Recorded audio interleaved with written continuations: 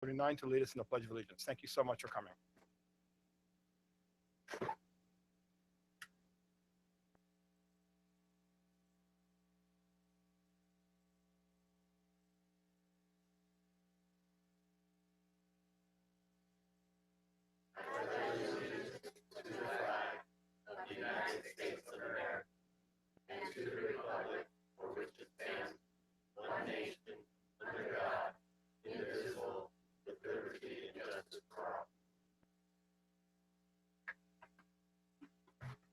Thank you so much. And as I said before, you and your moms and Girl Scout leaders are free to leave. Thank you.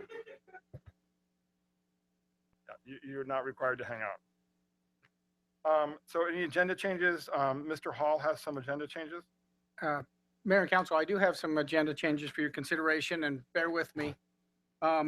First, we are seeking a continuance of item 4.2, which is a public hearing on the senior center, to be continued to July 19th, which is your next regularly scheduled meeting at 6:00 p.m. Anyone that is here tonight for that item may either submit comments in writing, or you can attend the public hearing, which will be on the 19th. If we approve it. If this is accepted by the city council. The other request by staff is to strike item 2.7 from your agenda for a meet and confer with our SEIU representatives. And then just for the convenience of those people who've had to come a little ways, we are asking the city council if they would take the special meeting item number 1, which is the city monument, immediately after the consent. And then item 5.2, which is the monuments coming into the city on IB Boulevard. I'm sorry, the special item is the murals on the new grocery store. Item 5.2 is the entry sign coming into the community. Then we would have your public hearing, which is item 4.1, and move on with 5.1, 5.3, 5.4, which would finish your agenda. Other than that, the agenda is correct. I'd like you to repeat Yeah, that, please. exactly. Tell me that one more time. No, I'll motion. Please vote.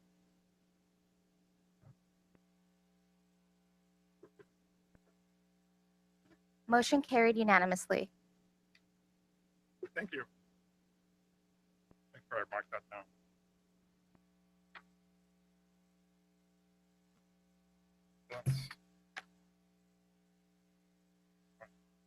Okay, great. And now we have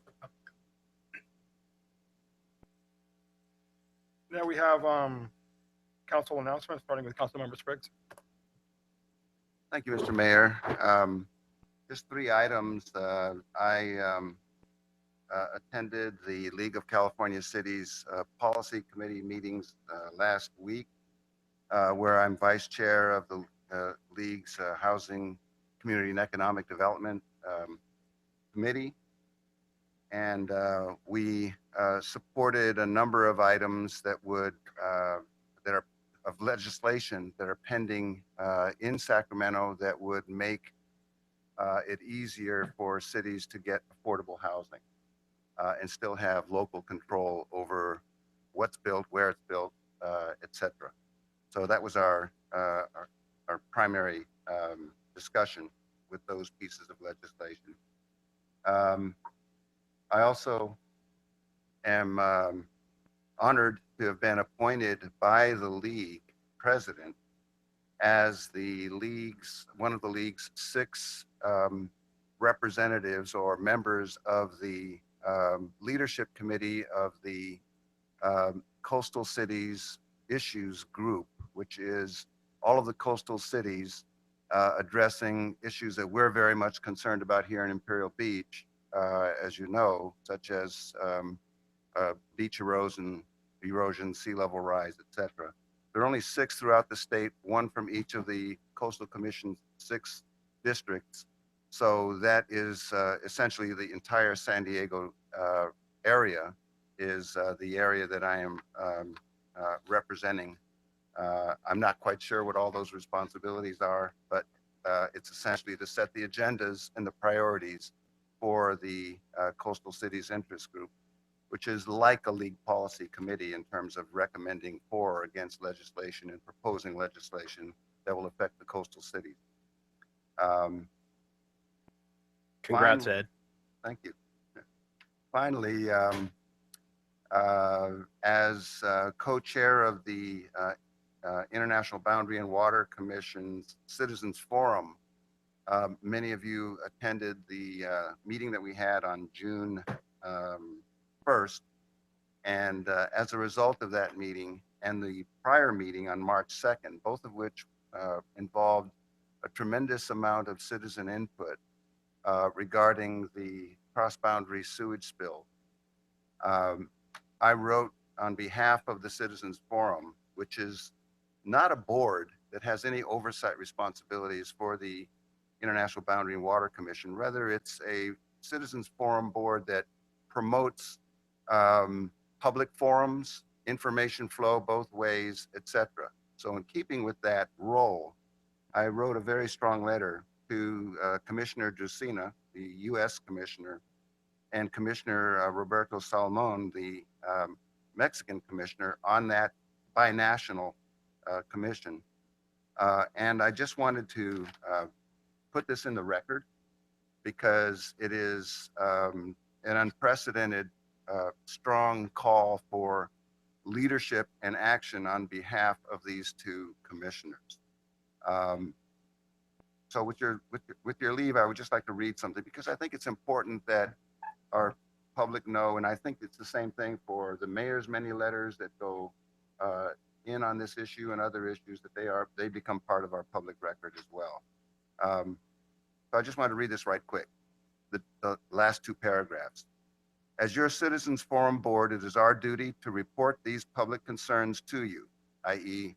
the outcry at these meetings from the public, as well as the extremely high degrees of dissatisfaction on the part of literally every South County citizen with awareness of these sewage flows with the performance of IBWC.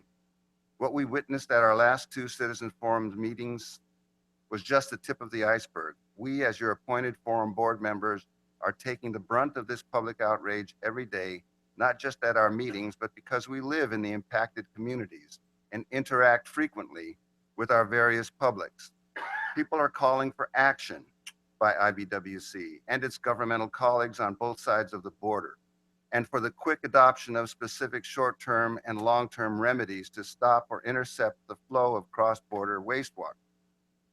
Finally, these calls for action to the Commission, in our view and with respect, should be met with real action and leadership by the Commission. Without your demonstrated leadership within each government's structure and real action to solve the infrastructure, waste management, managerial problems that cause these flows of pollution that are injurious to residents, habitats, wildlife, recreation, and tourism on both sides of the border, your Citizens Forum board is powerless to explain, much less defend, the work of the Commission in the San Diego, Tijuana, Imperial Beach area. We therefore respectfully request that each of you give this problem in this region your highest priority, and that you actively and continuously pursue the support of both governments until this problem is solved once and for all. So that's essentially the letter. All I've received is an indication that Commissioner Drusina received it, and that he is going to make sure that his counterpart, Roberto Salmon, also receives it. So with that, I would like to hand it in to the record. Thank you very much. Thank you very much, Mr. Spriggs. Appreciate your leadership on this. Really important. It's a very strong letter. Mr. Patton? Yeah, just a couple quick things. I've been working with John Anderson from the state lifeguards. He's attempting, and he's going to be bringing the California Surf Lifeguard Championships to Silver Strand, July 21st, 22nd.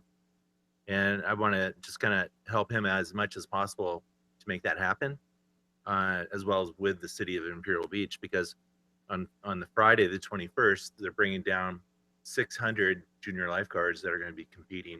All those kids bring families, which will be entering Imperial Beach eating in Imperial Beach, possibly staying in Imperial Beach, but parking at the Strand. So which would be good. Just let you know. And then that goes the same on Saturday. So I really want to just help them out as much as possible. It's a great event. The Imperial Beach lifeguards are going to be helping out as well in their own way. And then 9th and Palm. I don't know if this is a secret yet, but have you guys driven by there and looked at it? It's amazing. I could not have even imagined to where they're at right now. I was talking to Steen a little while ago, and it's just amazing. And I like how they put the Starbucks right in the middle, like they sucker you in there, and like now you're in, you might as well stay, right, and shop. So I think it's well planned. That's all I have. Thank you. Great, thank you. I'm gonna forego most of my comments, except I did participate in the Bayshore Bikeway meeting, which a lot of residents came to me and really talked to me about making sure that we had some safety signs put in our community, and they are coming.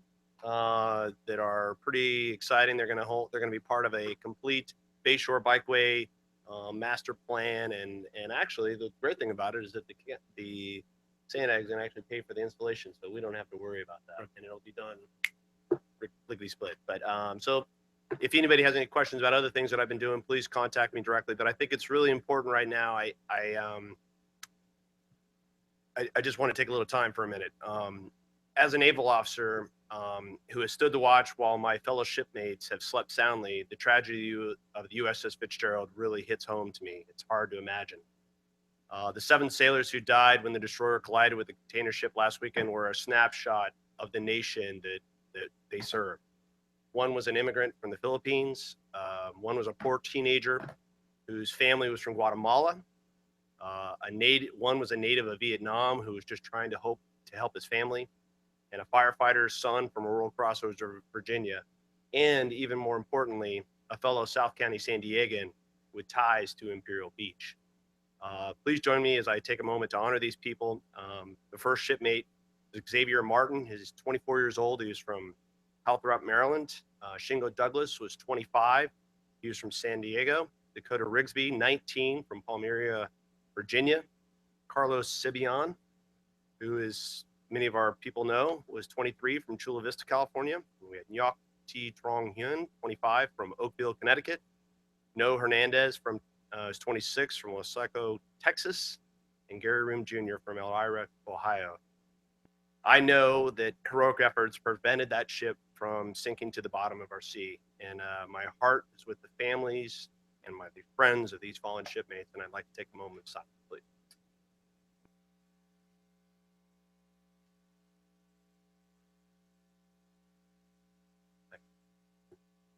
Thank you for that. Appreciate it. Councilmember Brack. Thank you for that.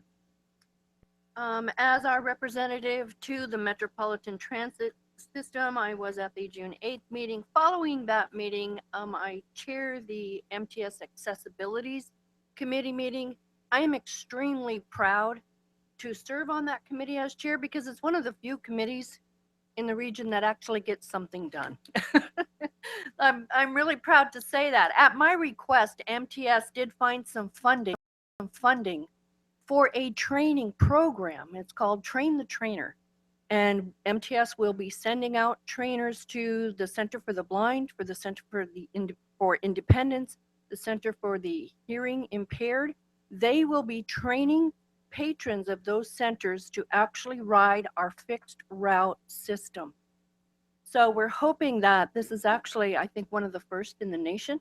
It's a big step for MTS, but it's a big step for our disabled community. So I'm extremely proud of that.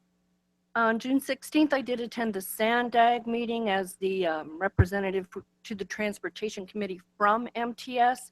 The budgets for both MTS and North County NCTD were presented and approved. Those were presented because of every year those two organizations have to provide their budgets because they will be seeking federal funding. I did bring those with me. I'm going to submit them to the city clerk if anybody has any questions or just want to look over them. The first thing I did want to point out though is that, again, MTS did receive the 2017 Gold Award for Best overall bus safety program. So we're extremely proud of that. Thank you. Great, thank you very much. So I actually managed to make the Starbucks twice today before I went surfing. They're actually open at 4:30, which might be not twice in one day, but twice so far. It's only 2 blocks from my house.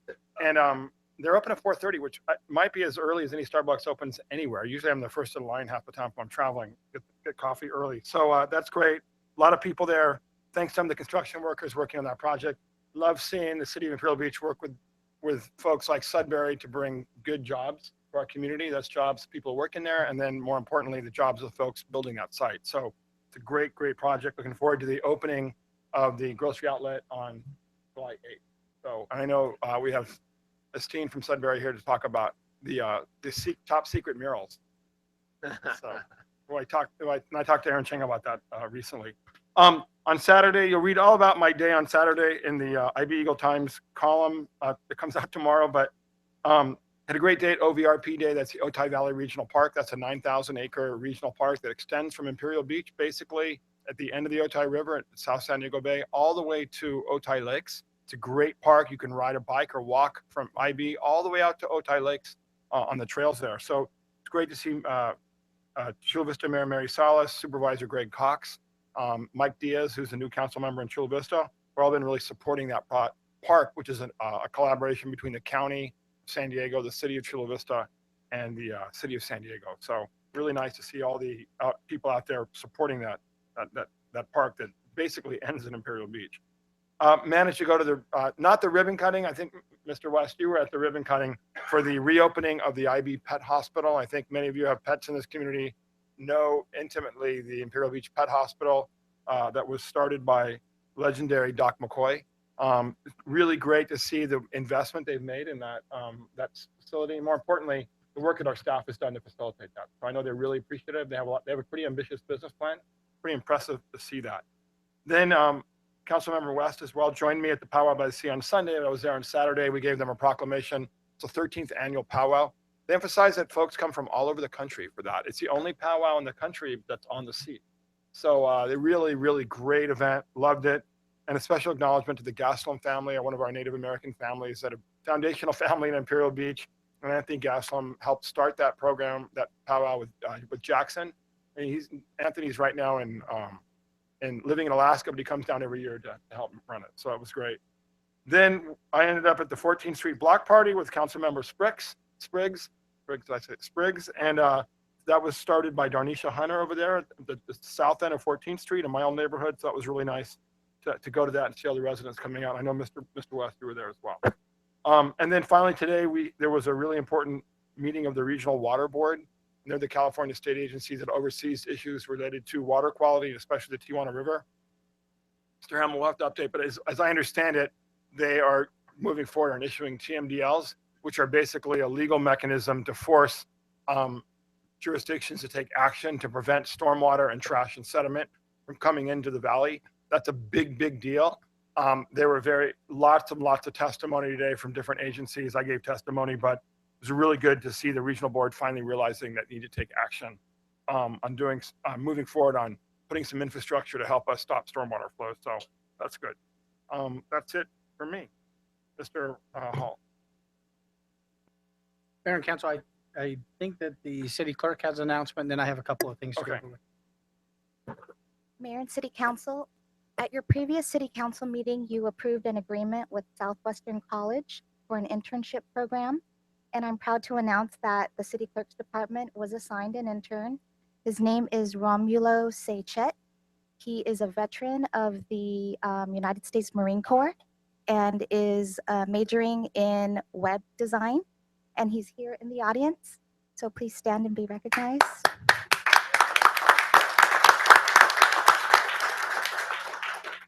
Great, thank you. That's great. Mr. Hall. Yeah, Mayor and Council, first, I would like to present you with our new Public Works Director who's here tonight. His name is Eric, and I'm going to slaughter this. I'm going to say Minicini, but the only Italian I speak is lasagna and pizza.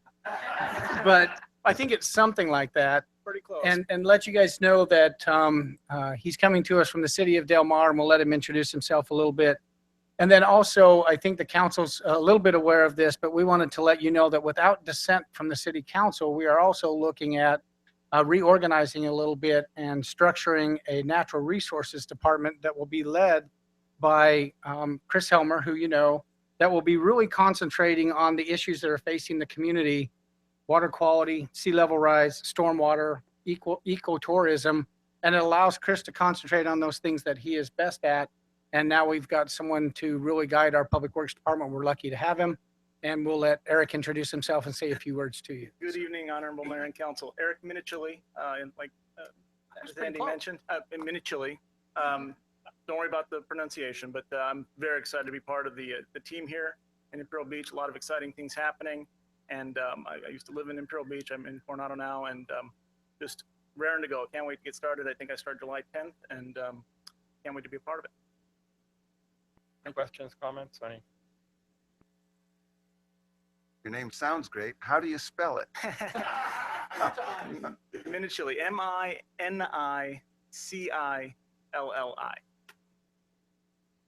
I'm born in Italy and emigrated here at a very young age. Well, we're delighted to have you. Thank you. And just for the record, I remember reading your resume, but if I understand, you have a BA or BS and then MS in civil engineering. Is that correct? I have a BS, yes, 2 masters. One's in civil engineering and one's in public administration. Great. That's great to see your extensive academic and professional background. Thank you. Any other questions, comments? Good to have another PA on our own. There we go. Thank you. Appreciate it. Thank you.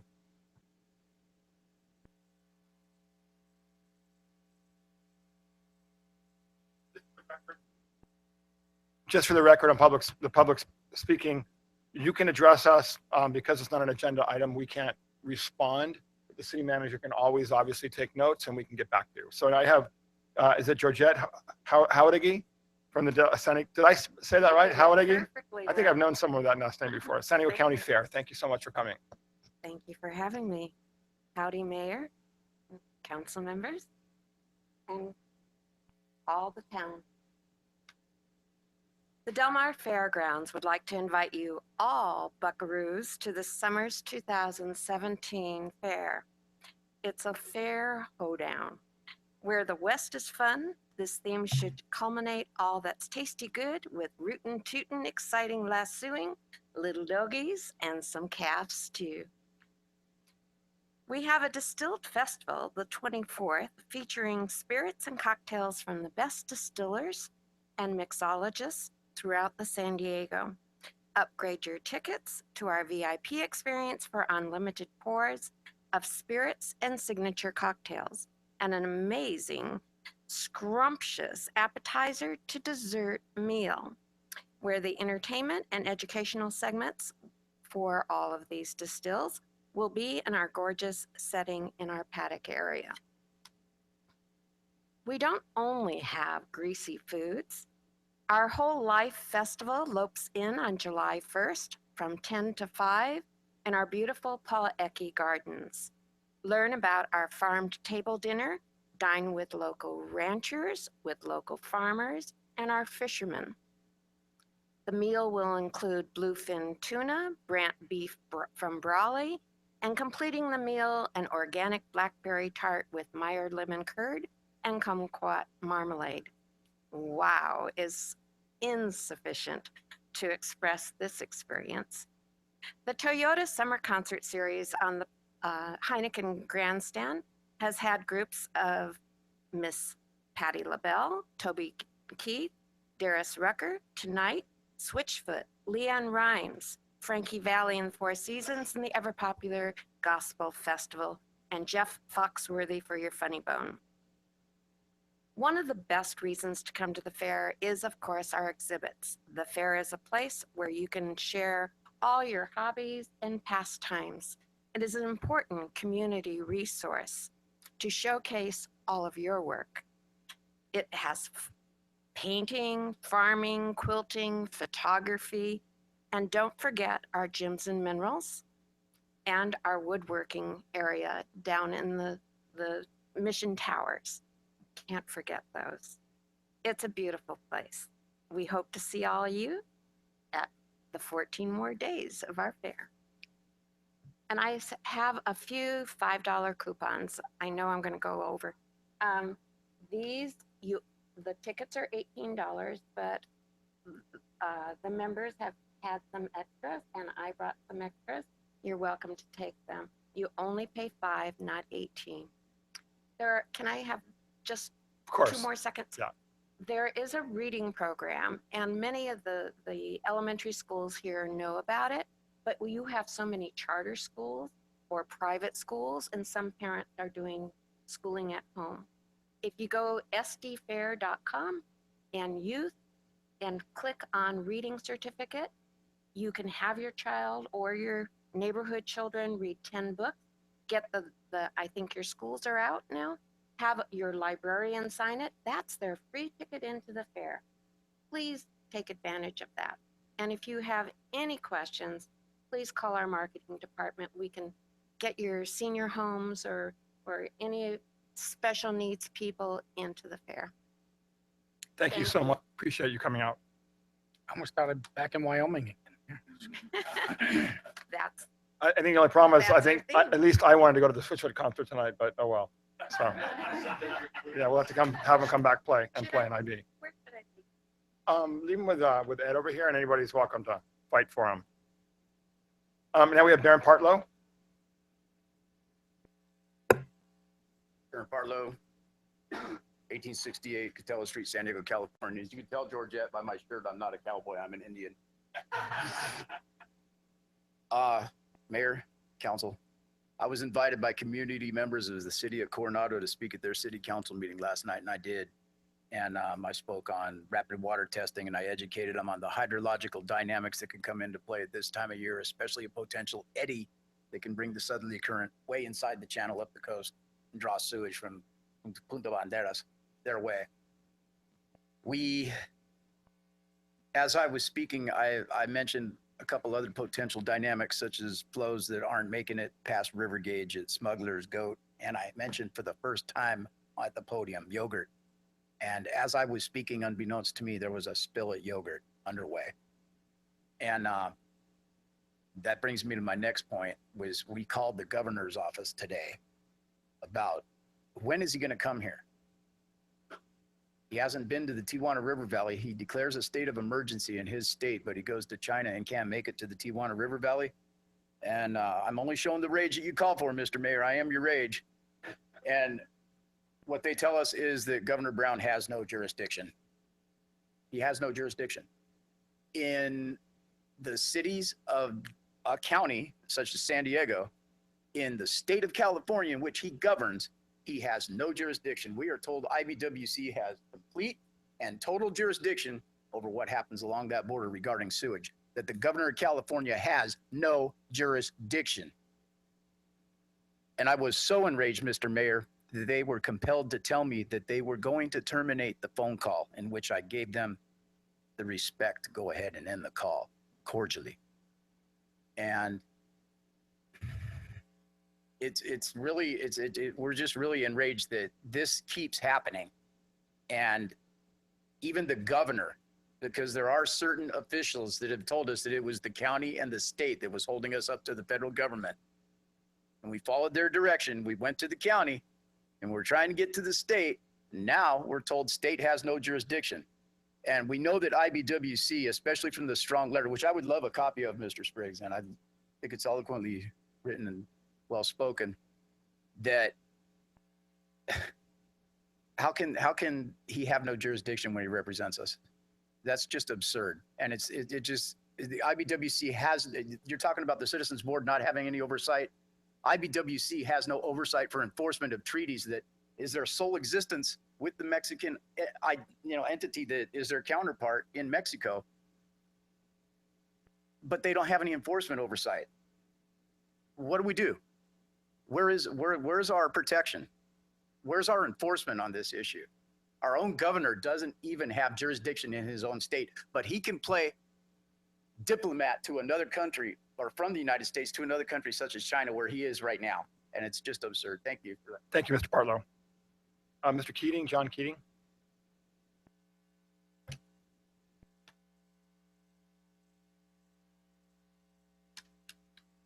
Good evening, John Keating. I'm pleased to say that I moved here 2 months ago with my wife.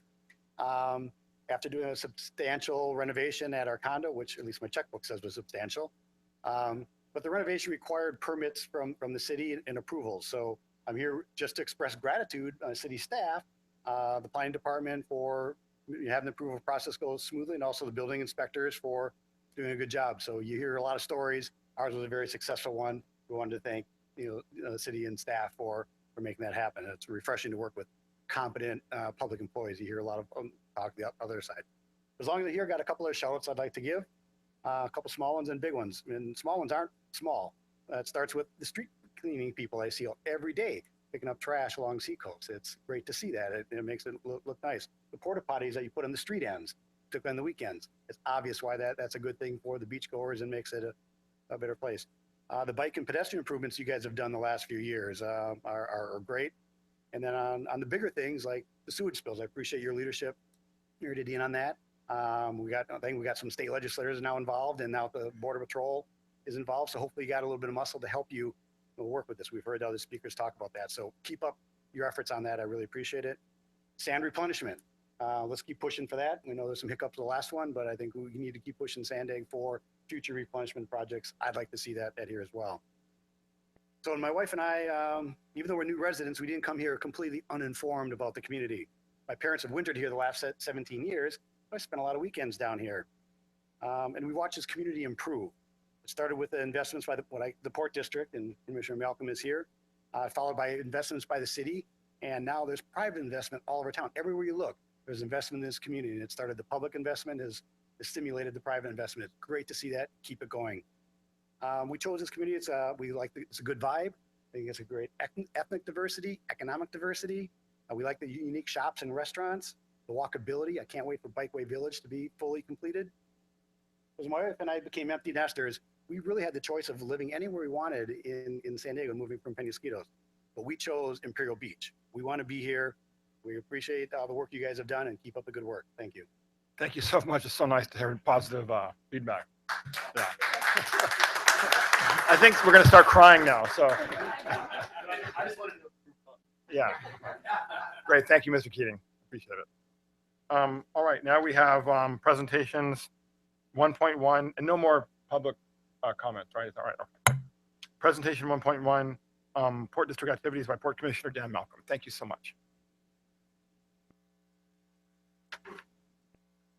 Thank you, Mayor and Council. It is wonderful to be in front of you again. And I've just got to say, before I put on the port hat, I want to keep on the city hat for a second. And I want to thank Mr. Keating too. You know, as a former council member and a port commissioner, it's not very often that you have members of the community or your constituency coming in and talking about what's going good in the city. And to hear his story about he can move anywhere, he moved here, what's going good in Imperial Beach. Very, very, very great to hear, and thank you for sharing that. A couple other things just on the sewage. I just can't help myself. I've got to make a comment. I know that you all can't make comments to public comment, but I believe that the waters 3 miles off of California are state waters, and the first point of rest of the sewage is California state lands on the beach. So the contention that there is no jurisdiction, I just am not buying it. So just wanted to make that comment. And finally, my last comment from a public city member is that I am very excited about 9th and Palm. And I thought Mayor Dedina was going to say what I actually did, which is 2 coffees in the day, one going, one coming back. So I feel like I want to throw out the Starbucks challenge right now. And, you know, I better get that out before I throw out the 31 flavors challenge, you know. But I think as a community, we should all be drinking coffee there, eating ice cream there, going to Jersey Mike's, going to Chipotle, going to Five Guys, and really creating a great opening for them, going to Grocery Outlet. Let's really make that development a success. So with that, I'm going to put on the Port Commissioner hat. And it is a pleasure to be in front of you tonight. And, you know, I've got to tell you, I've been meaning to come here for quite some time, but I kept delaying because I just wanted to put the whipped cream on the cake and then put the cherry on it. And, you know, we've been working on some exciting things, and I I wanted to come here and give you a complete picture of some things that have been in the pipeline for quite some time and are coming to fruition now. So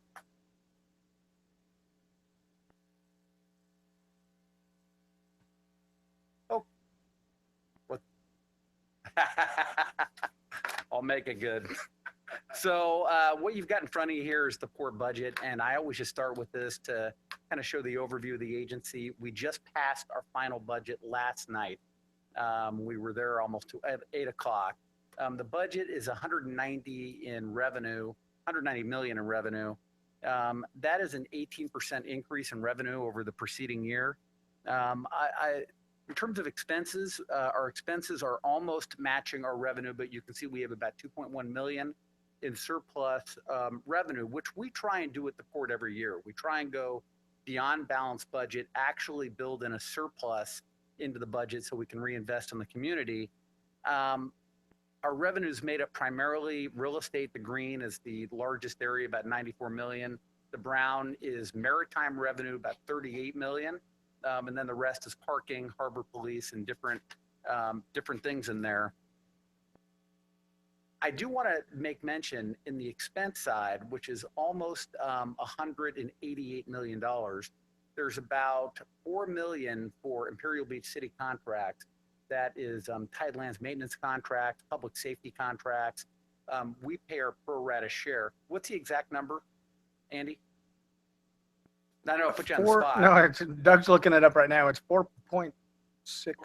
Oh, it's 4.6 million. So that goes into your your general fund every year, and there are certain adjustments based upon public safety costs that we pay for the lifeguards and of course maintenance on Tidelands. So that is made possible by our lease right on Seacoast and the street ends and parks in various areas. So we're happy to pay our part here.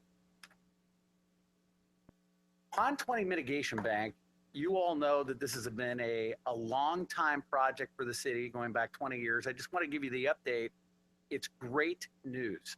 So where we're at now is we've actually put an RFP out for a consultant to help us to create the bank, to create the banking document for the Army Corps and to actually get it moving. We've hired a consultant called Great Ecology, about $300,000 to get it all done, including our attorneys. And I will tell you, as you all know, when this deal gets done, when we actually have the banking document, we're going to have about 84 acres to sell as mitigation land. I've come to you before and talked about the market, talked about what it looks like in terms of what the revenue is going to be. I don't want to give you a number, except I want to tell you that it is looking increasingly good from a revenue standpoint. I love it because not only are we doing wetlands restoration, but we're also going to monetize it, create funds to be plowed back in the community in the Economic Development Fund, which are going to go right back here in Imperial Beach. I'll say this, 85 acres, I would be surprised if we were not getting more than $400,000 an acre. Now you can do the math on 84 acres. I don't want to make any promises here, but the comps I've looked at, the things I've seen, we're talking about very significant funds for the city of Imperial Beach and also for the council district that is immediately adjacent to us where those funds have to be spent. So very, very, very positive. I'm pushing it hard. We're going to keep it going. Now, as you know, there's also 2 pads flanking on either side. We're going to look at the development of those pads at a later date. But at this point, I'm just really pushing to get the mitigation bank done. So CIP, these are capital improvement projects. And in the last 4 years, the Port of San Diego, we added $6.4 million in the 2014 to 2018 CIP fund. And if you look at this chart, we had 75,000 where we studied a bathroom on one of the street ends. We had a budget of 150,000 where we were doing a study of actually street end improvements. Now, as I have been in front of you all in the past, I think you've been somewhat happy that we've been spending money on studies, but I've also gotten the feeling from you all that, hey, Dan, studies are great, but we know there's some dusty shelf at the port somewhere that they go on when they're done. We want real improvements in IB. And I'm happy to say, if you look at that bottom line, that is a new improvement. $2 million that is going to go for a street end and is going to go for a bathroom. Now, I work with staff, and I ask staff, you all tell me where you really want to see an improvement being done. And they kind of looked all through the city, and they decided that they wanted to see either a bathroom or one of the street ends being done. Well, we decided that we were just going to do it all in one. We were going to do a street end and a bathroom. And we've decided that beach is really the place that is the right place to do it. So if I can just fast forward to what that's going to look like. This is what the street end is going to kind of look like. So you're going to see kind of that wave swirl in the street end. And then I don't see on this, oh, there, the bathroom is going to be right at the front of the street end. And just imagine, someday, every single street end along Seacoast is going to be this kind of architectural design. It's going to be done. We're going to have the best street ends in San Diego, but I'm extremely excited about this project. So this is a $2 million project. The funds were approved last night. I've told staff what I want to see happen is I want to see construction actually start by this time next year. Now that's a pretty tight time frame, but I think that we can get it done. We've got EIR and different things we have to do, but I think we're already 30%, 40% on the design. So I think it's doable, and we're gonna crack the whip. And staff, they're excited about it. They can't wait to get something done here, actually improvements on the ground. So very excited to be telling you about that tonight. This is actually what it's going to look like. So kind of a wood front. It's kind of a cool beachy architectural look. Yeah, excited to get that started. This just shows the timeline, and I think we're showing design February 2018, start of construction next year. We're just going to try and keep to that. So Imperial Beach Pier, as you all know, we hired Civitas to take a look at our pier and kind of to imagine what might happen, how to activate our pier. Now, where this came out of is way back when I was a council member. I was on a committee with Maida Winter, Council Member Winter, where we were looking at designing our new Pier Plaza, and we looked at surfboard benches and we looked at different design elements. And I don't know why, but it never occurred to us at the time when we're thinking about theming and designing our new Pier Plaza, maybe because we were so excited about the Pier Plaza, we didn't think about it, that to carry that theme all the way out onto the Imperial Beach Pier. So don't know why we didn't think about it then, but I'm actually glad we waited, because Civitas has come up with some concepts that are really, really exciting, neat activation content.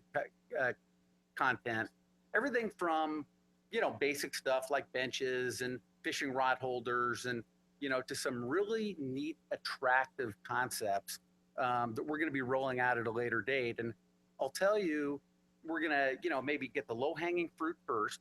We'll do some of the stuff that is easy to get done, and then we'll look at capital projects to do some of the other, items that are maybe a larger dollar volume. But at the end, IB Pier is going to be a great pier. Again, I think it's going to be the best pier in California. So cannot wait to roll the Civitas report out to you guys. Now, Dunes Park, we recently did a improvement there. We replaced all the equipment, the children's equipment, and I just want to be very transparent. We got some calls that some of the residents were not not happy with the range of equipment, with what we have put in there. We wanted to be very responsive, so we actually added some equipment for younger children, 3 to 5 year olds, and we added some slides. I think what I want to get across here is that you maybe don't do it perfect the first time, but as public officials, is representing the public, we have to listen to what their needs are and we have to respond. And I just want you all to know, because sometimes it's not transparent to you what's happening. We get response like that and we react and we make it right. So I just wanted to show this is one example where, we maybe didn't get it right the first time, but I think people are very happy with how it came out. Moving on to some other more regional initiatives at the Port of San Diego. This one is a personal favorite of mine. It's aquaculture. And what the port is doing, we're working on some aquaculture inside San Diego Bay, as well as helping some aquaculture initiatives outside San Diego Bay. What you're looking at here is called a flupsy. Now, I never thought I'd be standing in front of you and talking about a flupsy, but what a flupsy is actually a device to help grow oysters, and in this case in San Diego Bay, for commercial sale. And why this is so good, we have a real competitive advantage here because we have warmer water, so the oysters grow faster, and then we can sell those oysters to other areas to complete the growing process and then sell. What's really good about oysters, each oyster filters 50 gallons of water a day. One oyster. So when you're looking at 1 million oysters on a flupsy, that's 50 million gallons of filtration every single day. That's incredible in terms of water quality. Equally as good is the shell. You have carbon sequestration in every shell. So every oyster that grows, you're sequestering a little bit of carbon out of the water and out of the environment. You've got a marketable product. You've got good environmental results. It's a great thing. It's where the Port of San Diego really wants to put itself. So we're actually investing in the flupsy, and then we're bringing in a company to operate it. At the end of the day, it's an investment, but it's going to be a return on an investment. And this is what we're doing in our Blue Incubator program, where we actually have various different companies that in the past we would have just given a grant to. Now we have copper remediation companies. We have a company that's doing a boat wash where you can pull your boat right in. There's a brush that brushes the bottom of the boat, and then you pull it out. The copper and the particulate matter that is brushed off falls into a net. It's caught. So rather than a diver scrubbing the bottom of the boat and then that copper falling into the water, it's now being captured. The Port of San Diego would have given a grant to a company like that before. Now what we're doing is we're actually becoming a business partner. We're giving the money and we're getting a financial stake in the back end of the company. We take that money and then we reinvest it around all of the five Tideland cities. So it's a really good result. We're excited about the incubator program. And you're going to be seeing probably a lot more of these kinds of initiatives. We have a copper problem in our bay, so we've got to find ways to mitigate that copper. Part of it is working with boaters to change the kind of copper paint that they use. Part of it is actually finding things like this to actually mitigate that copper in the water so that the people of the state of California and our local residents can really use and enjoy the bay.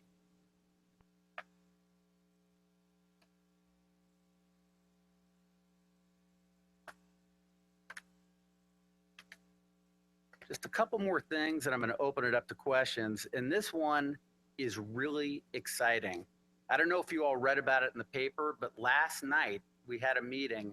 It was a joint meeting of the Port of San Diego and the Chula Vista City Council, all sitting up at the port dais, and we approved an LOI for a developer, Rita Inc., to come in and do $1 billion development that I've told you all about in the past, and you're all very well aware of it. And you know, Councilmember Patton, what I always say. Go ahead and say it. Exactly. And what I want to do is I want to put a little meat on the bone of what that actually means, because I do say it all the time, you know, but a development like this, what does it really mean regionally? What does it mean to Imperial Beach? Well, when you look at the numbers, Imperial Beach and all of our port cities, our port tidelands, we have 33,000 people every single day, skilled and dedicated workers coming down and working on the tidelands, in maritime, in hotels, in restaurants, in you know, various different businesses that we have. This hotel alone, think of that 33,000 number. This is 3,700 jobs, this one hotel. That's permanent jobs. Temporary construction jobs, 8,000 jobs to get it built. In terms of economic benefit to the region, $500 million of annual economic benefit. At full build out and completion, and once all the rent burns off and we pay for the infrastructure, we will be getting $45 million a year of rent from this property. Now, the jobs, a lot of them are going to come from here in IB. A lot of them are going to come from San Diego, all over the region. The money, $45 million, that money, like all the money we take in, gets reinvested back into the community. And just remember, and I always like to say this, the Port of San Diego is not a taxing entity. So we're an enterprise fund. We take money in, we push money out. You know, to the extent that we can create this kind of economic benefit, it's good for all of the member cities, including Imperial Beach. So, Councilmember Patton, thank you for kind of being my straight man on that. But you know, I really, you know, I do say a rising tide floats all boats all the time. I really wanted to put kind of a face on that concept. This is a great thing. As I said last night, this is what regional leadership looks like. This is what happens when you have great councils. You guys, City of Chula Vista came together, the port came together, great councils, great public servants doing the right thing for the community. That's what this project is. So very, very excited to say it's going to happen this time. It is totally real. It is going to happen. Couple other things. This is Seaport Village. I've talked to you about this before. This project is moving along. This is going to be $1.5 billion project. Very exciting project. Hotels, aquarium, a spire ride with a restaurant on top. It's really going to be an iconic development when it's done. And this project is moving forward as well, looking really good. Finally, Harbor Island across from the airport. All these projects we have engaged in an RFP. We've had developer responses. It's important to note the Port of San Diego actually does not put money into these projects. It's a true public-private partnership where we are providing the land, they are providing the development expertise and the capital to get it done. The only exception is Chula Vista, where actually we are dedicating our ground rent for a period of time, and the city of Chula Vista is dedicating its TOT tax and other revenue to get it done. A totally unprecedented financial structure for a project, but the kind of structure you're probably going to see moving forward, you know, kind of creative financial structure in order to get these big deals done. Anyway, with that, what I want to say to you all is I want to thank you for allowing me to serve in this position, to be of service to our city, to our residents, to the residents in the region, to all the people and visitors that come to San Diego. It really is truly an honor for me to be in this position. And I say truly, I'm very humbled, you know, to be representing our city, and I just thank you for that. And with that, I'd like to open it up for questions. Thank you, Mr. Malcolm. I think I have Mr. Spriggs on the first on the list. You guys want to press the button or whatever? Great. Thank you. Thanks, Mr. Mayor. Well, Mr. Malcolm, Commissioner Malcolm, for, I don't know, the umpteenth time, you've, you know, exceeded our expectations in terms of your really pinpointing all of the wonderful things that are going on in the port. And I have to say, as having, I'm in my 7th year of service now, and you were appointed about the same time, about 7 years ago, that I first came on the council. You have done an outstanding job for the city, and I think we're lucky to have someone with your passion and background representing Imperial Beach on the port. I'm really, I think what the port is doing, taking a really creative look at the pier, is absolutely consistent with the Chula Vista and other developments around the bay. Obviously, people in those wonderful hotels and facilities in Chula Vista are not going to be satisfied with their San Diego experience until they've been to the ocean and until they've been to IB, the nearest nearest area, nearest beach to them, which means that, I think the timing is excellent regarding taking a look at the pier and how it can be improved so that it can accommodate and attract, visitors to Imperial Beach, commensurate with the other kinds of things that are going on in our town. I think the question I have for you is, and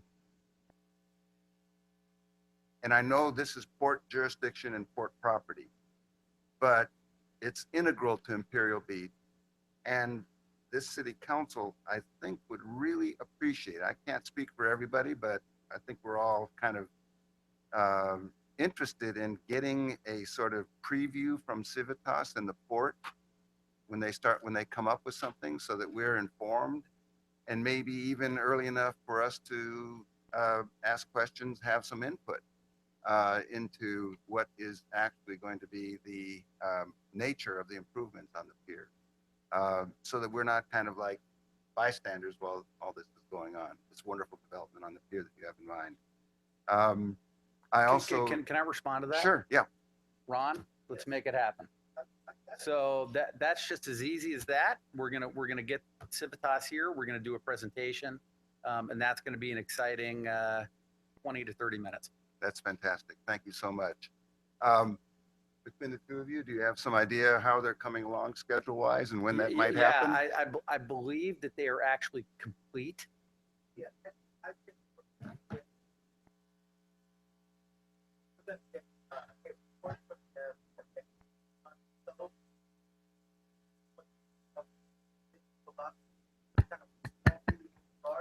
Thank you. Thank you very much. Ron Powell from the Port of San Diego. They're going to give us a small, medium, and large look at things that can be done on the pier. Clearly, one of the issues that we're going to have here is a budgetary one. We won't be able to do all these improvements at any one time. Whatever the board chooses to do, we'll have to phase it. But there are going to be a number of improvements that we'll bring. Some will be not so big ticket ones, as Commissioner Malcolm mentioned. There may be some holders for people who fish out there. They can put their fishing pole and a holder on the railing and not have to sit there and hold the thing the whole time. There may be some leaning bars for them, so they can put their fishing pole out there and lean back on this bar and not have to stand on their feet the whole time. Just some small things like that. One of the things that I do want to mention is that we're looking at a number of options for new lighting on the pier. That's something else that we plan to do next year. Good. And we're looking for the right materials to put out there, the ones that will last a long time. And in this environment, as you know, with the salty air, it's not that easy.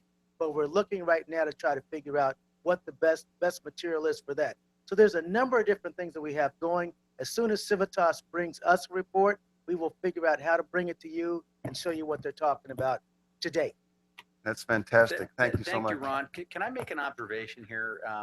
First of all, on the lighting, by the way, you just got to know how to get things in. That's a maintenance item. So, but hey, as long as it gets done. But let me make an observation here that you were very kind to talk about, me and, I mean, it's so easy to stand up here and take credit. This isn't about me. This is about people like Ron that care for this community. the 400 people that work at the port, they make it happen. You know, I get to stand up here and actually just talk and talk about it, but you have a dedicated staff. You've got other commissioners, you know, in my position that care as much about this city as they do their own. And I just want to convey that to you. You know, we really look at the Bay holistically. You know, it's not just the platitude that I come here and talk about. It's really the way that we view our responsibility as port commissioners, as a region, not as 5 separate cities. Staff is the same way. You know, they make us look good all the time. Think I do this PowerPoint? This is Ron Powell that does it. He's the one, you know, the hard work really happens behind the scenes, as you guys know. Ron, thank you. Just one other quick question,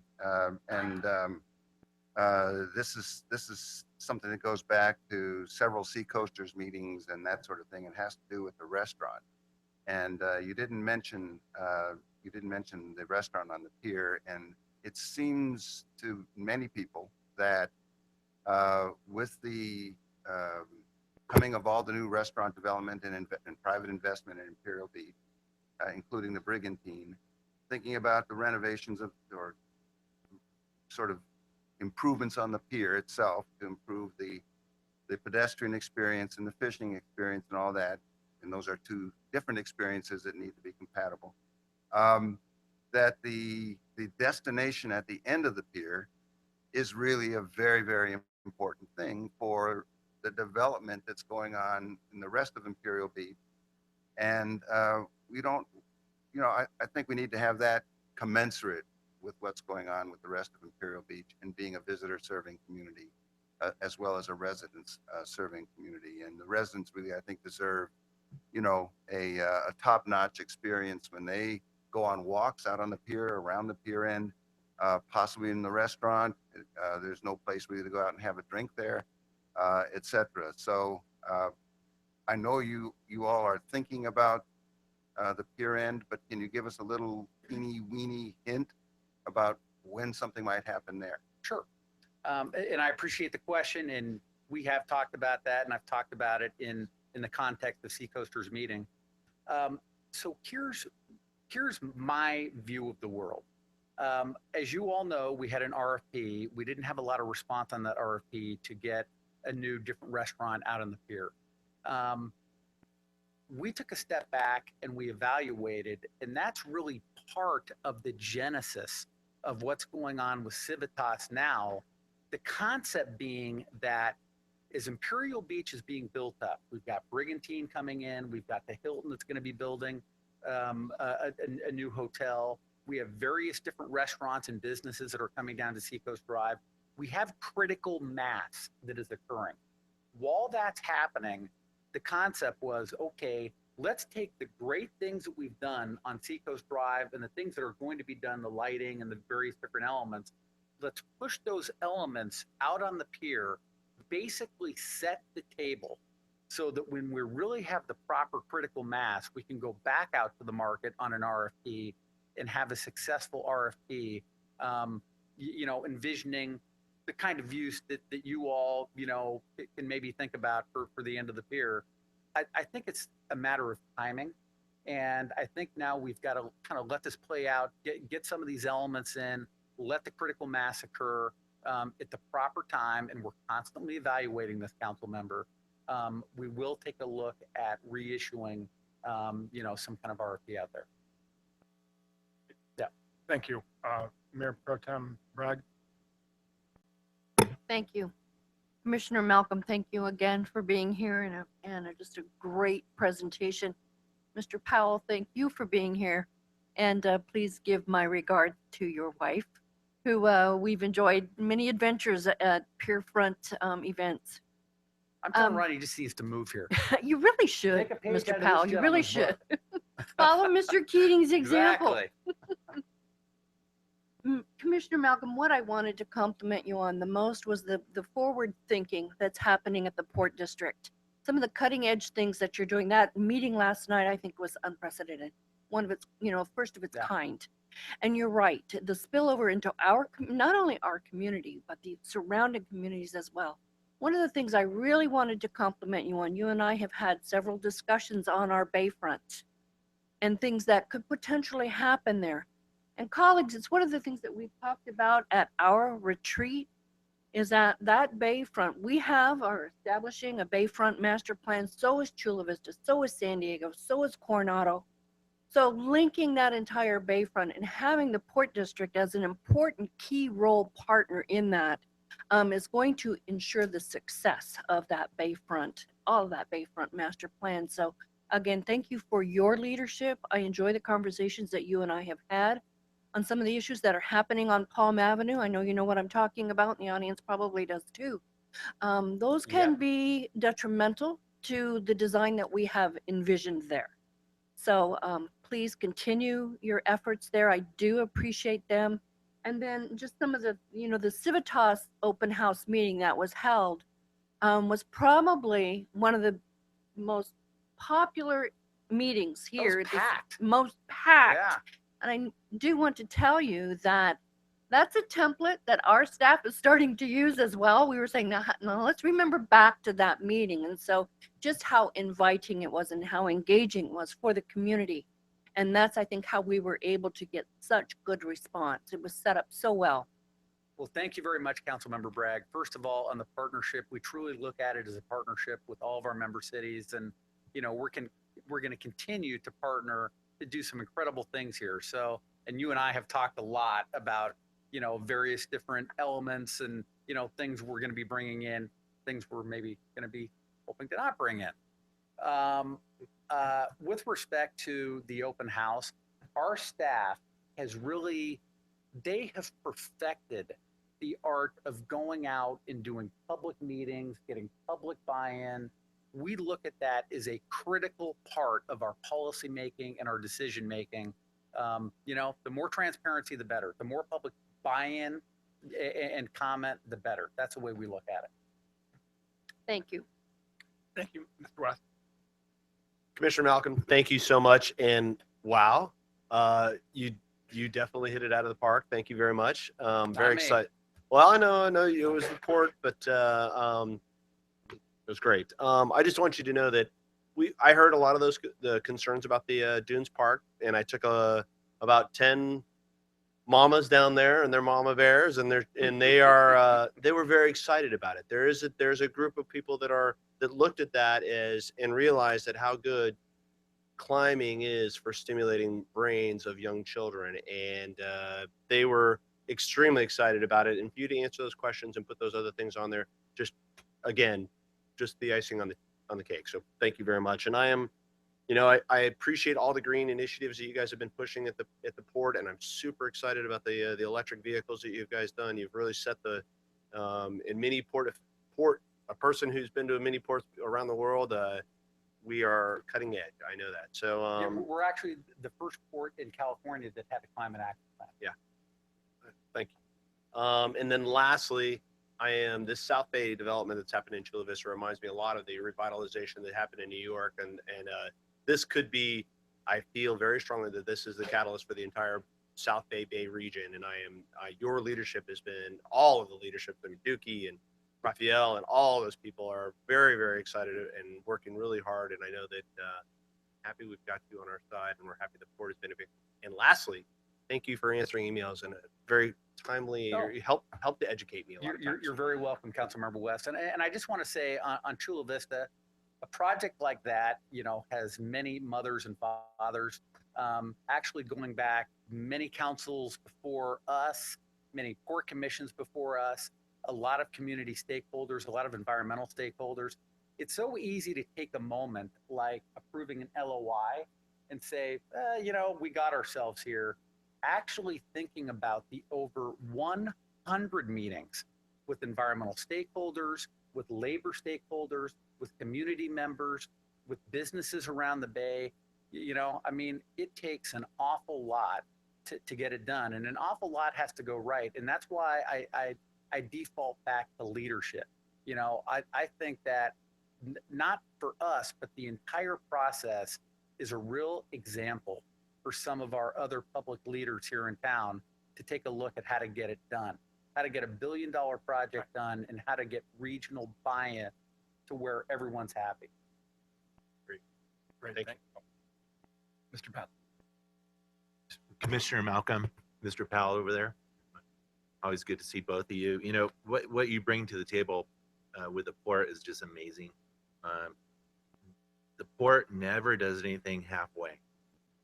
They go 100% or not at all.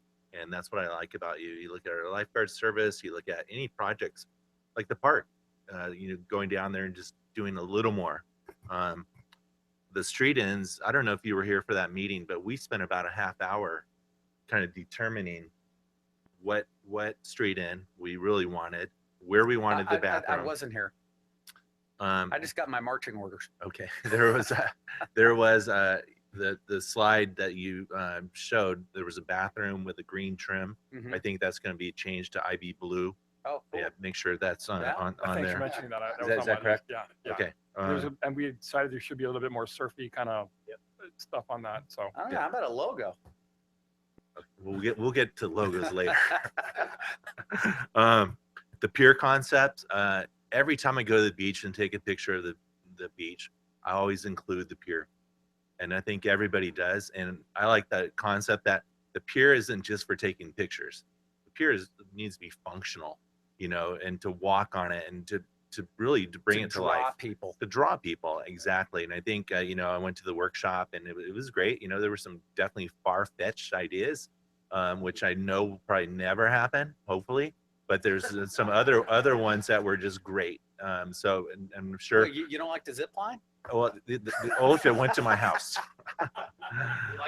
Hey, Yeah. Can I stop you there for a moment? Yeah. I just have to give you all a little vignette. So my daughter just went through Ocean Lifeguard Academy. Very proud of her, Athena. You know, you've seen her in here as a young lady addressing the council, but so she's now a lifeguard, and is part of her training. They go to all the different beaches, and they came to Imperial Beach, and she said, "You know, Dad, it was so interesting to see the perspective of these kids, these Del Mar kids, these Solana Beach kids, these Encinitas kids that had heard about IB and never been here. And finally, it was our turn.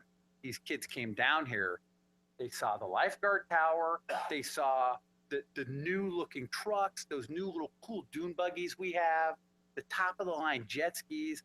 And they're like, man, this is awesome. How do we apply here? You know? And my daughter told me that like a quarter of the class wanted to pull applications for Imperial Beach. Now, thankfully, you know, we treat our own junior lifeguards and captains very well, as we should. That's our feeder system. But, you know, just for a little regional perspective, you know, I think that we show very well. 2 lifeguards sitting here from IB. So, yeah, sorry to interrupt. No, not at all. But, you know, the pier is not just a photo op. You know, it's a function. I can't wait to see that happen. You know, even the small steps and phases financially, you know, it could be a lot of money. Next street in, hopefully next year we could do a couple street ins. That'd be nice. And I'm going to say it on record. In my time, I hope Imperial Beach someday has access to the water on the bay, because we're the only city that doesn't have access to water on the bay. And I know there's a lot of hurdles to get through, but you know, it may not be for a long time, but hopefully, you know, just something to put in the back of your head.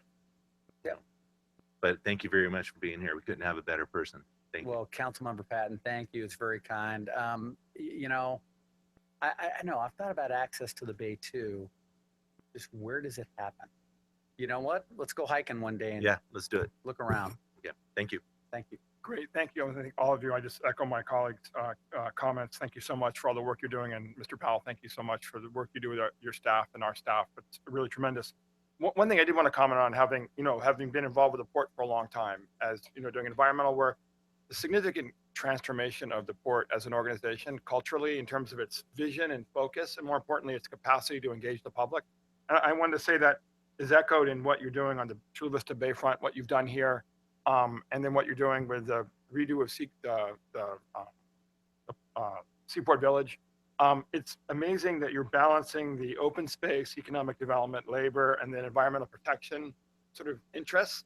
It is really complicated, but you've really done a great job of really engaging the public and understanding that you got to chill a little bit, get people engaged, and develop those long-term relationships and build that foundation to be able to make those agreements and compromises. And it's actually been really interesting. I don't think we spent enough time in San Diego to talk about organizations and institutions and how they can transform themselves. The board has really done that. I've seen it. So, and I've attended those meetings and learned from those meetings. And I think the one we had on the pier was excellent, just brilliant, cutting edge public engagement. So thank you for that. Mayor, can I comment on that? Because we're constantly learning too. And it's interesting that you bring this up. It's like the perfect segue. We actually approved last night something called the triple bottom line methodology of looking at policy and activity, people, planet, finances. So it's a way to look at your impact on people, your impact on the environment and the planet, and your financial and economic impact, all as one thing, you know, and take all those metrics in order to drive your policy making and budget making. Right, smart. It really is an evolution in the way government agencies should be looking. So thank you for letting me bring that out. Great. And then just finally, yeah, the Chula Vista Bayfront, we've talked about this before, project is going to be instrumental in helping sort of revitalize our own Bayfront. And I think hopefully what won't happen though is, you know, the port's done huge investments with the city of San Diego on the Bayfront in San Diego, but that disconnect with everything south of there to Barrio Logan is really glaring. And so that's something we want to start really moving on with the city of San Diego and Chula Vista now and the port, as well as to really make sure that all those chain link fences come down, we fill in all those empty spaces, we figure out how to make more access, and we really figure out how to have a much more interpretive Bayfront for our own. So that's all I'm going to say, but thank you so much for your presentation. We appreciate your having here and continue to enjoy having you work here. Yeah, well, thank you all again. Very much appreciate it. And you all know, anytime, call me if you need anything. Yep.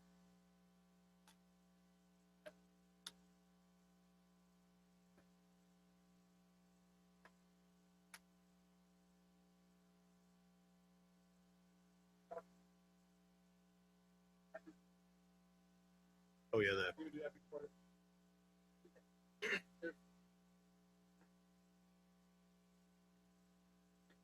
Oh, I'm sorry. Okay, and I didn't know. So, is there a motion to approve? That's another item. 2.8. Second.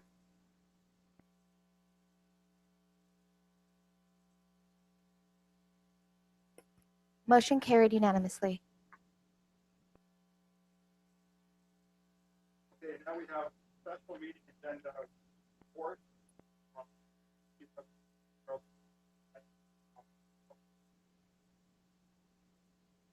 Mayor and council, this item is being presented to you as a special item because they need to complete the murals on the grocery outlet building prior to your next meeting, which will be on July 19th. So we wanted to make sure that you had an opportunity to provide input and approval of this because that was a requirement of the original approval back in 2014. So we have with us Mr. Estin Lanyon, and I didn't know whether he wanted to present these or what I can do is pull up the pictures and is that fine? Okay, good. And so what is being proposed? Wait, we don't get the reveal like I got the dramatic reveal. Like maybe I think Andy, go ahead, but it needs to be pretty dramatic. We have any music? Anyway, go Someone ahead. turn on some. No, as you know, this is a picture of about a week ago. That's how fast this thing seems to be moving. But anyway, you can see the locations of the two murals that we're talking about. There's the mural on the east-facing wall, which is across the street from the service station, and then the mural on the north-facing wall, which faces Palm. And what's being proposed on the east-facing wall is this picture. That's kind of a lousy picture of it, but that's the best we could do on the scanner. But it is a picture underneath the Imperial Beach Pier. It's very iconic. It'll be something that's very nice for our community. And then also on the one that faces Palm Avenue is, I'm not even going to try to tell you what that is. I know it's in the ocean, but I couldn't tell you what kind of a wave. One of these guys could tell. There you go. It's the inside of a barrel. In Wyoming, that is not the inside of a barrel. I'd show you what the inside of a barrel looks like, but anyway. So, without dissent from the council, and if you have any input, you know what, Mayor? I'm going to turn some time over to the mayor because he knows him personally. I wouldn't probably do it justice. So, Yeah, I think the important thing is these are by Imperial Beach photographer Aaron Chang. So, it's great. I want to thank Esteen and his team who went out and spent a lot of time working with Aaron. And so that's really great. I know Aaron, I just talked to Aaron, I think it was yesterday. He's really excited to come down and get these installed, I think soon, just like this week or something. And then I'll come to the grand opening of the grocery store on July 8th. So great work. It's really great to have Aaron here. And if you don't know, Aaron Chang grew up in IB. His mom was our librarian at the library. Mr. Chang, his father, was a legendary teacher at Mar Vista Junior High. So they're still around. The Changs are still around. And so it's great to have Aaron return to the fold. His first slideshow was in 1977 at the IB Library. After he went done one of his first trips to Hawaii, I was 13 and saw it. So I mentioned that to him. So it's been great. It's great to have Aaron come back. He's a world-renowned surf photographer and nature photographer, ocean photographer, actually one of the world's best. So these are great images. And it's really important to have that brand, Aaron's brand, as be the IB brand. yeah, and we're very fortunate to have that. So what staff is seeking tonight then is a motion of approval for these murals to be placed on the new grocery outlet store. And I think they want to have that done before they open by the end of this month, I believe. June 28th, is that what I hear? June 28th. So. Comment, Mr. West? Could you go back to the east facing wall? That is IB Pier, and this is like one of Aaron's most famous photos, and it's I talked to him at the Surf Rider Art Gala that he was really particular that he wanted this one back in IB and he wanted it to be a part of it. And does not do it. No, it does not. Good. Any questions, comments? If I may. Sure. Thank you. Esteen, thank you so much for going after our photographer, Mr. Chang. He's photographed my son many times. Of course, I love his work and his subject matter. More importantly, I'm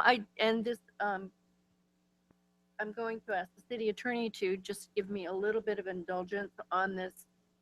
This does bring up, I think, some future agenda items regarding murals and how we approach them. And Mr. Patton, you may remember when you and I were on the Cultural Arts Board, and that was something that we considered at that time as well. I am glad to see this. This is, in my hometown, I think there are close to 50 murals in that community on these walls with opportunities like this. It engages the community, and it's part of our past, and it's part of who we are. So that Sudbury took the step to include that. I remember our discussions when you were before us the very first time. So I appreciate your long memory, Esteen. Thank you very much for including that in this project. I think it's going to be, this will be a photographed wall as much as the pier is, this photo is taken of the pier as well. So it too will become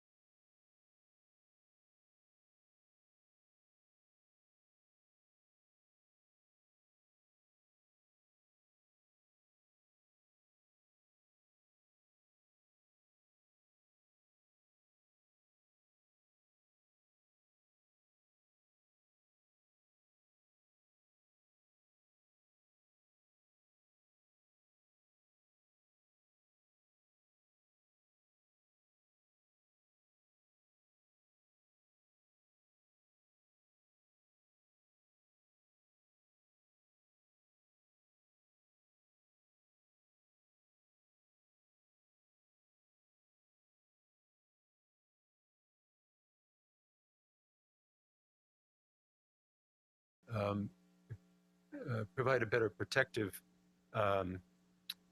barrier, if you will, for the next car that heads for these things.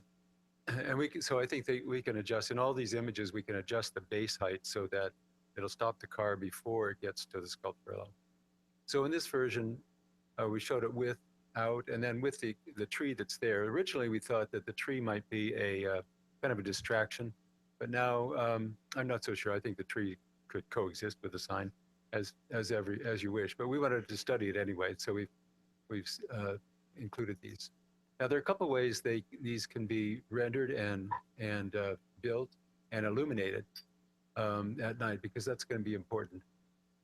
One way is to uplight the solid structure for these forms, so that they be solid and there'd be uplights, and within the cabinet there'd be illumination as well for the letters.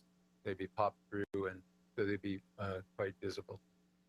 The other way is to create these forms out of the same kind of cast acrylic, essentially, as the big shapes down by the pier, so that they glow from within. And that provides a different presentation. Another idea would be to actually create a surfing image, surfer on a board, on a wave. Again, the base would be built up.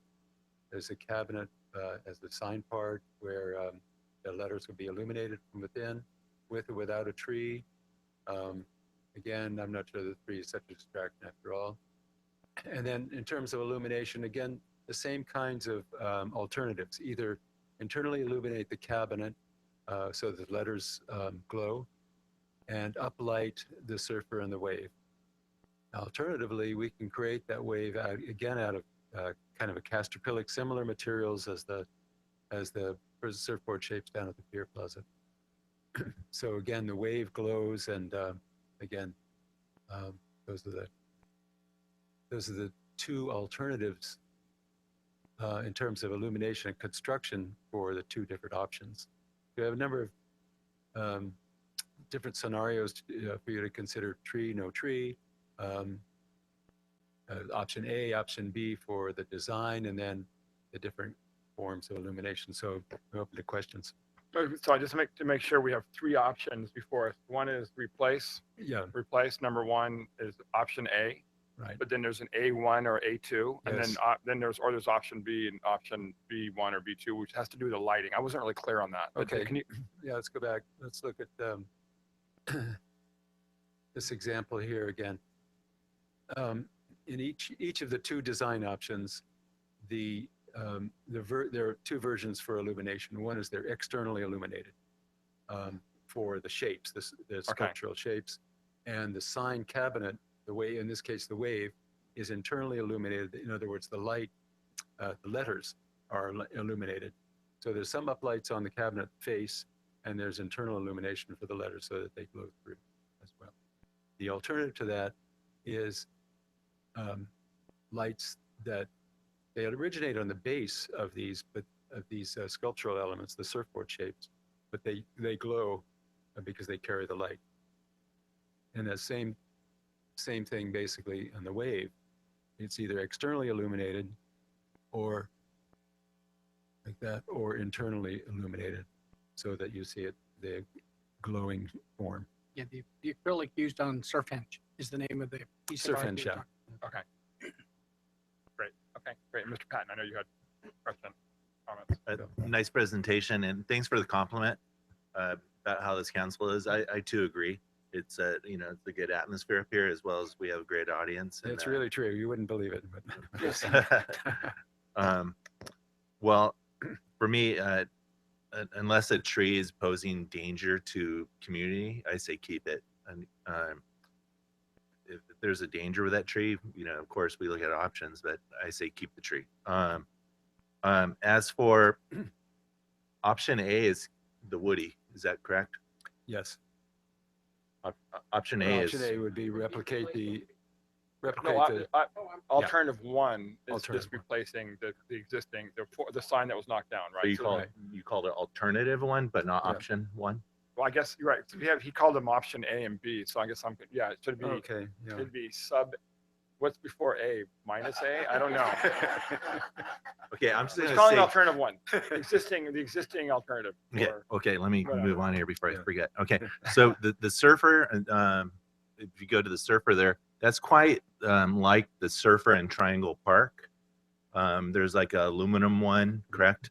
And so it's been done, and I see that as being vandalized. I could see that surfer being dressed, like the Cardiff Kook. Oh, we took pains to try to make it look realistic, the stance. So Right. it's not the Yeah. Carter Cook, But you know, you could put a hat on there. You could put shorts on it, and Yeah. you know, vandalism could be a problem. I understand, yeah. And then you go to the one with the surfboards, Mhm. please. Either one. And with that one, it's like the surf museum that you built, and it's almost like Surf Hinge. Mhm. So we kind of check that off the list. That's kind of been done. So if you think about iconic Southern California, what is our logo? Our logo for iconic Southern California. It's right there on the wall. It's on the business card. It's on my shirt. Yep. Somewhere around there. It's it's classic. It's what Imperial Beach is, and I for one, I think that logo is what we're all about, and that's the one I'm going for. Is the Woody option. Thank you. Okay, Mr. Sprague. With tree. With tree. Thank you very much for your work on this and your presentation. I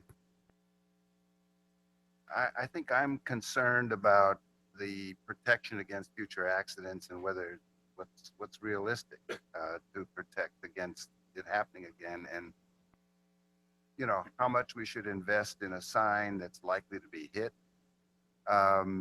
or we're not really looking at the raised platform. I mean, we don't have an idea from this presentation what it would look like with the raised platform. That might influence our thinking about which model looks the best, or whether we ought to stay with the original and just purchase 3 or 4 and have them in stock.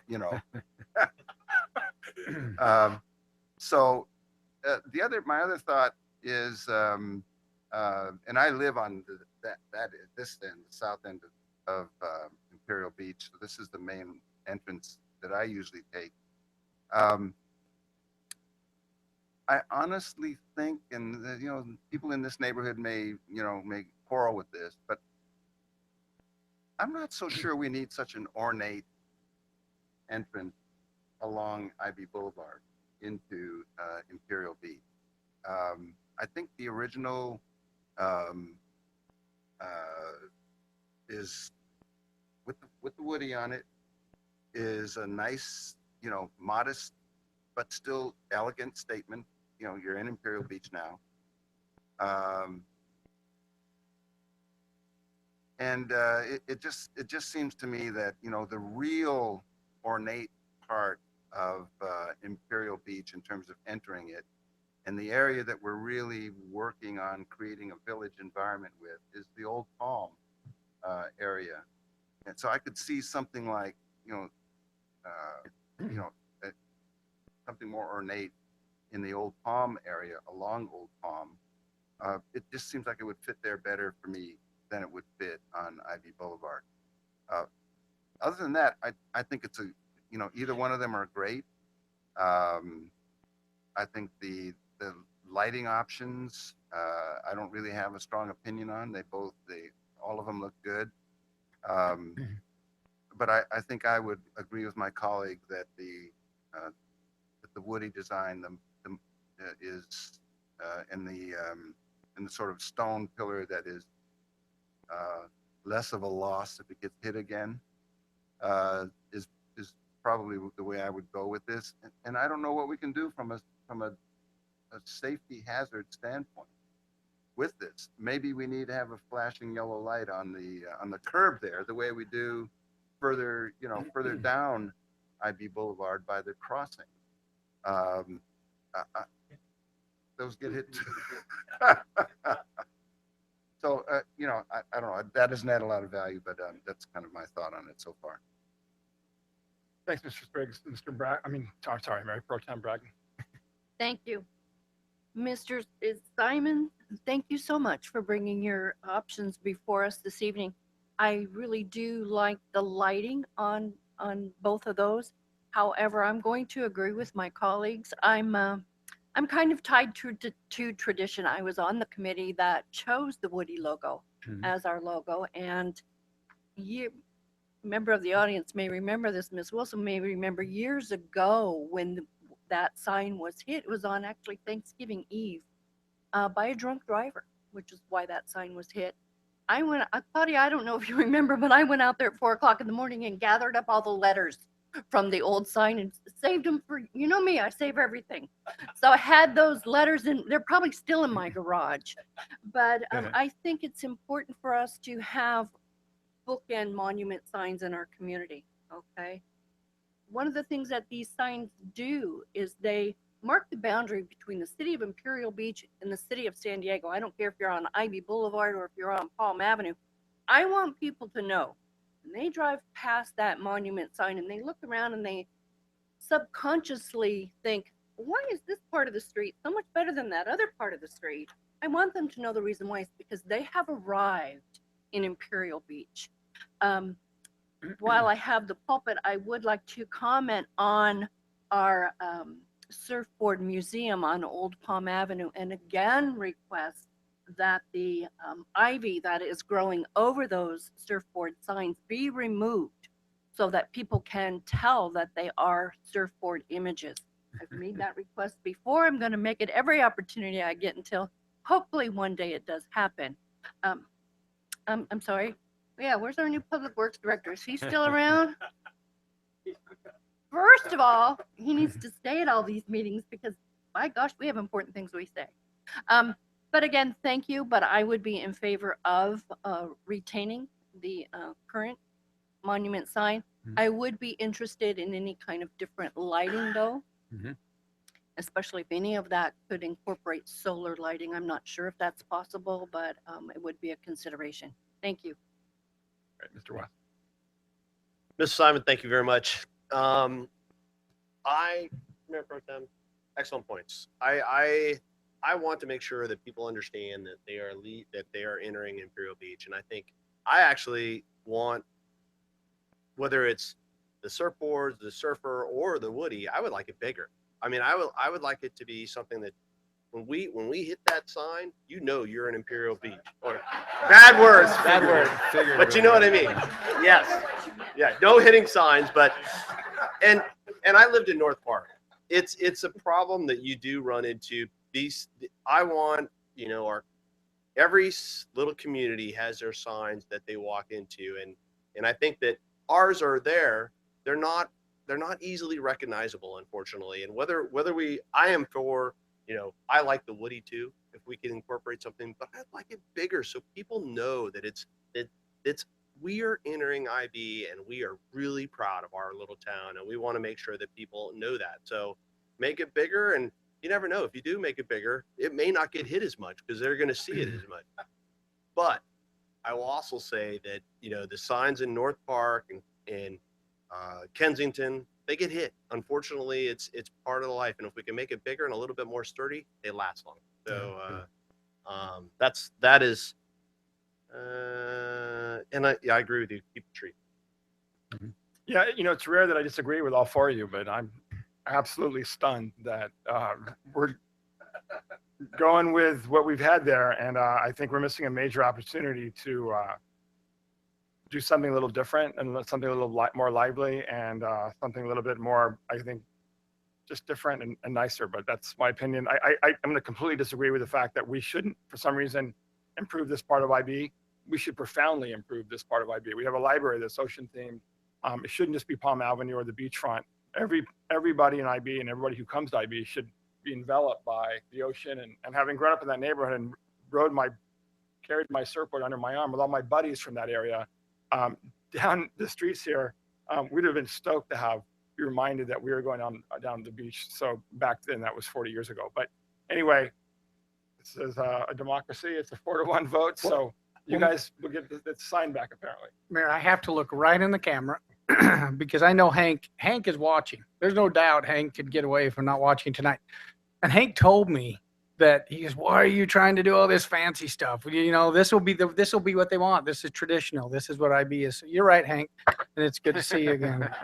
So Anyway, I just hope this isn't. The comment is, I hope this doesn't portend for the future that we turn away any potential innovation and artistic design because it doesn't follow what we did 20 years ago. I think I get it, but we shouldn't have a debate on this, please. Let's not have a debate. We have a lot more things to cover. But I get it. It's fine if we can move on. Let's please vote. Oh, Mr. Andrews. Just a question then. Could there be options for replicating the old sign? Could there be versions of that you'd like to Sounds like that's consider? what the council Or is is it advocating. exactly is the coming same up with sign as long as the different versions. logo is presented? So I think that what I'm hearing is that the council would like to go with what we call alternative one. Yeah. Alternative one, which is the old sign, but potentially identifying different versions of that. Is that what I'm hearing? There's a I would motion like to approve? see different versions of that Okay, as long as the monument sign, logo as long is- as the logo is Integrity of the logo incorporated. is preserved. Okay. Yeah, I think there are other ways to do that that may make it more visible, more, to your point, make the statement, the Imperial Beach statement stronger. So if we have an opportunity to work on that, I'd Great. If we appreciate it. can put a Appreciate vote all on your that then. comments too. I think A motion. that's direct and taken. We don't really have to vote on it. Yeah. We've got some direct. I'll get direction. Okay, good. All right, move on. Thank you. Thank you, Mr. Andrews. Thank you very Appreciate it. much. Thank you all. Mr. Mayor, please. We're gonna take a 5-minute break. Okay, but just before we break, one last thing. I know. Are we done with that item? I think, you misinterpreted what I was saying. I don't think this area, no part of Imperial Beach is stagnant and staying the same. I'm not arguing for that, My point is that this part of the thoroughfare, which is 2 lanes on each side, is just different in its appearance. And I didn't see that, something like this really would fit that. Now, there may be other designs that would be innovative and nice, but an upright design like this that's going to just get hit again. I mean, I don't know. Great. All right. We're gonna take a break, 5-minute break. You guys all have to stay. All right, where are we at now? Wait.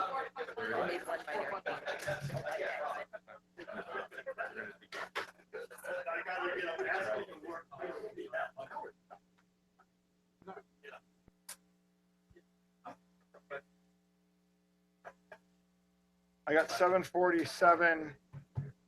Andy, we're reconvening at 7:52.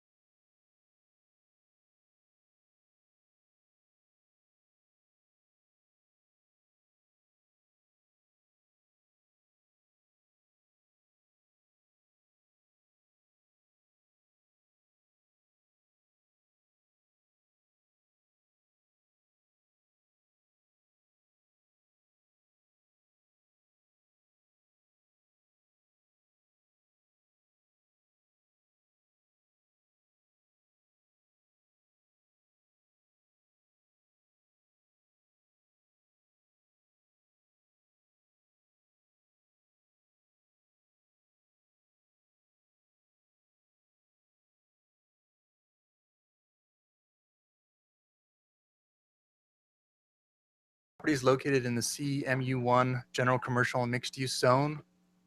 Recent ad hoc zoning meetings and action by council resulted in a change of the zoning code where if there's going to be an exclusively residential unit, residential project in the CMU1 zone, you could propose those if you're not fronting Palm Avenue, which this project's not, but you have to comply with R1500 zoning standards. A similar type of project, a residential project, came forward in 2015 for this same site. It had 14 units. It was building to the general commercial standards. It was not approved because it didn't comply with the open space standards. So the property owner got a new architect, did a redesign, and now it's 9 units instead of 14, and it complies with all the R1500 standards. This is the project site just south of Teeple Park and north of Palm Avenue. And this is the site today. Property to the north, Teeple Park. Property to the south is a residential unit, and there's also a Metro PCS over here and Chase Bank. These are the properties to the east, a fairly large vacant lot, a car wash, and then some residences. And these are some nearby buildings just to show compatibility that there are other residential uses in the CMU1 zone. There's a 3-story residential unit just south of the project site, and then there's also some multi-story residences to the north of Teeple Park. This is the site plan for the project. The lot size is 14,500 square feet. It would allow for 9 residential units, which is what's proposed. They're proposing 4 separate buildings so that there's some open space throughout the site. 1 unit would locate on the bottom floor for wheelchair access. And then all of the parking for the project would locate off of the alley, so there'd be no curb cuts off of Florida Street to enhance pedestrian walkability. And this is a landscape plan just showing where the pedestrian access would come off of Florida Street. They're also proposing a variety of landscaping along the street frontage, outdoor seating, an outdoor grill area for the residents to be able to use. So this project's incorporating a lot of open space at the ground floor. In addition, there's decks on the second floor as well for these units. The project's also proposing to have a bicycle parking in this central area of their project. This would be beneficial because just north of the project site is a Bayshore Bikeway, so hopes of usage of bicycles.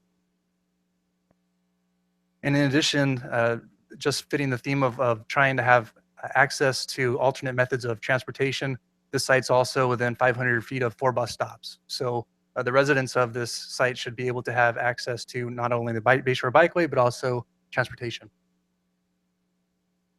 These are the elevations for the project, the east and west elevation. The design uses a variety of heights, setbacks, and stepbacks for compatibility. What the project is allowed to do is go 3 stories. What they're doing, though, is they're setting the project only a couple stories in the front, and then as the project goes further south is where they're starting to step it up towards the residential units that we saw in that other picture on the other side of the alley. That's so that it can be compatible with the single-family residence that is just south of them. Even though it's in the commercial zone, it's still a single-family residence, so they're trying to provide some compatibility there. And they're also setting the building in as well for greater setbacks. So this is just showing how the building steps up as you go further back. And these are the north elevations. And these are the renderings for the project. There's actually 2 color schemes that are for consideration today. If there's a preference of one, just inform us and the applicant can move forward with it if approved by the council. This is the blue and beige color option. You can see the landscaping that they're proposing in the front. There's gonna be more variety of landscaping. This doesn't include all of it. It's just an idea of what it'll look like from Florida Street. And then there's a green, seafoam green option as well. And this gives you an idea of the increased setback. So if you look at it, it's 5 feet as you head further back, but the building is set far further in the area where it would be next to that single family residence. So it's creating some distance in that area. And this is also some seating areas in the grilling area. And then the alternate color. And this is from the alley. And they're incorporating a couple different methods of building materials, stucco and siding, so that it should provide a nice complementary material scheme. and then the green color. So the design review board reviewed the project. They recommended approval of the project with a 4-0 vote. One member was absent. They appreciated the blue and beige color scheme, so that's one they recommended to the council. The applicant's willing to go with either color. It's just that's what the design review board recommended. They appreciated the incorporation of the setbacks and stepbacks and the mixture of the building materials. And that concludes staff's report. We would recommend to consider the project, provide a preference on the color schemes, and adopt the resolution approving the project. You could also add modifications, disapprove the project with specific findings, or continue the public hearing to a future date. Mr. Greg. Thank you, Tyler, for that very succinct report. These are rental units, Yes. and do you or does the developer have some idea what the rental range would be and whether that would be considered low, moderate, middle, or high by IB standards? You know, I asked him this number, and he said it's fluctuating, so he doesn't know what the amount is going to be yet.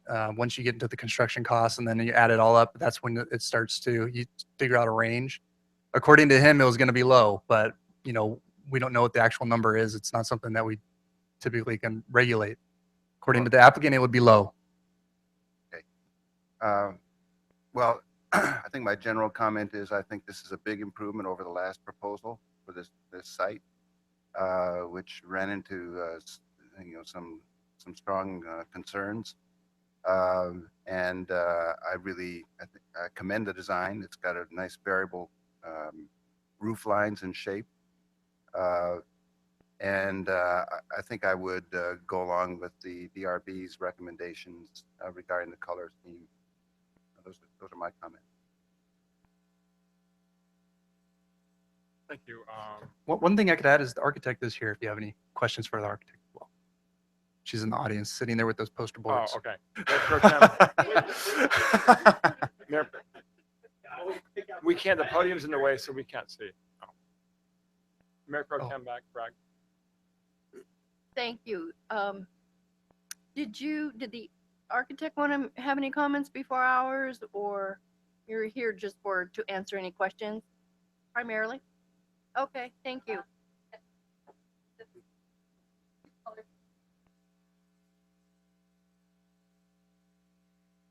Okay, thank you. This is a much better project than what was before us 2 years ago. That was a project that did not meet our code. Therefore, we could not approve it. So this architect, I think perhaps that was shared with you, our comments from when this project was presented to us previously. So I really do appreciate the changes in the project that have been made. The setbacks and stepbacks are a great improvement to what was previously in front of us. I did have a question about the retaining wall, the height of the retaining wall, and what kind of materials that's going to be, and any lighting that will be along with that retaining wall. I didn't see that really addressed anywhere. Along the north end of the site, it'll match the retaining wall for Teeple Park. Okay. Okay, perfect. One of the reasons that I truly do appreciate this project is on Palm Avenue. It's so close to Palm Avenue, although it doesn't front Palm Avenue, but it's the proximity to the 4 bus stops, encouraging the residents to partake of public transportation. This is all part of the whole smart growth development that our community and others as well are really looking at. To me, this is kind of a starter, you know, it's kind of a front runner on development along Palm Avenue, which is kind of the realignment in our thinking that this is mid-city. So I'm really pleased about that. The decrease in the size of the project, you know, I think the other one was, you said 14 Right. units, so at 9. I think that's a little bit more palatable to the community than the density that was being proposed in an already dense neighborhood. We all acknowledge that. I did speak with Mr. Foltz about the traffic pattern that I would envision So I was glad that there were not going to be, I just don't see people really turning off of Palm Avenue. I think that they're going to go down Florida and down Cala and then around to the alley. I really do appreciate the open space included in the project, especially in the front end of on Florida Street to for the pedestrian access. I think this is going to be just a wonderful addition to that community. I'm hoping that it will spur other excellent development on that. In that we haven't really seen any development there in that area at all. So I'm really excited to see what this little economic engine is going to do for Palm Avenue. I would support the blue. This is a much better presentation than this here. So I would support the blue and gray as well. Thank you.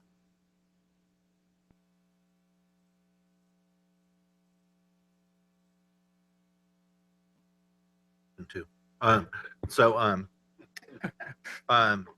Mr. Spriggs, myself, some community members, staff, we were on an ad hoc committee, which I think this project kind of was the old project was a catalyst of, and changing some of the zoning. And I got to tell you that this project looked great. You could have made it bigger. You could have put more units, and I think you made it where it's going to fit in the community very nicely. The design, you definitely stepped up, not asking for variances, not asking, can we have this, should we do this? I appreciate that. And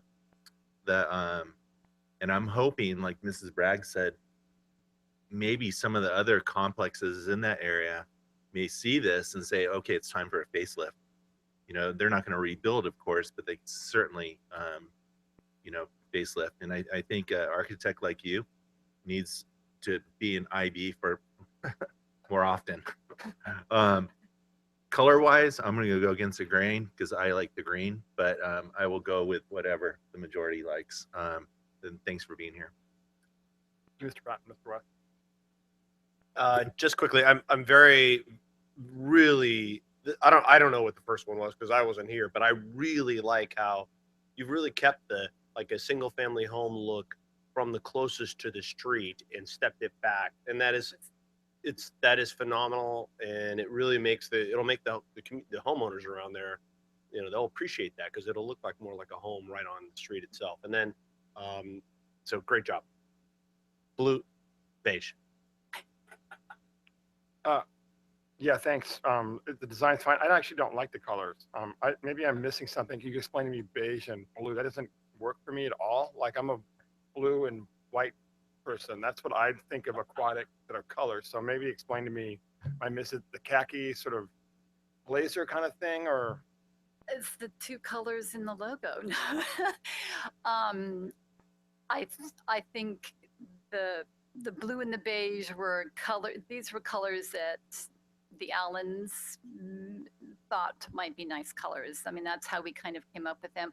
We wanted the buildings to look like smaller elements. So we wanted different colors. That's one of the reasons we chose different colors, and then went with the stucco and the wood, again, to break the buildings up. The windows they were planned to be white.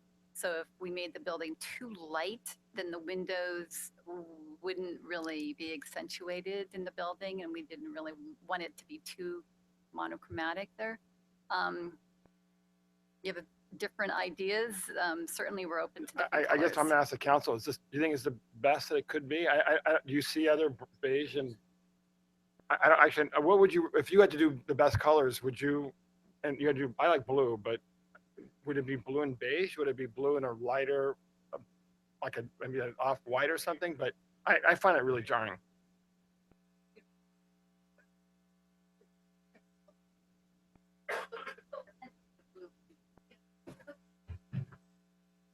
We can. White. So when you say white, I think I'm gonna let you hold that. That's, yeah. I'm not a designer. I just know what I don't. I just find it really jarring. I just find it really jarring. But nobody else felt that way or not? No, I'm wearing color. Right. Exactly. Mr. Mayor, I've said before, in fact, during our last council when we, when Jim Janney was mayor, I think I made a comment when we all started, this isn't the case this time, but we all started throwing out different ideas regarding a color scheme for a project. The DRB had looked at it and made recommendations. The architect was there pulling out his hair.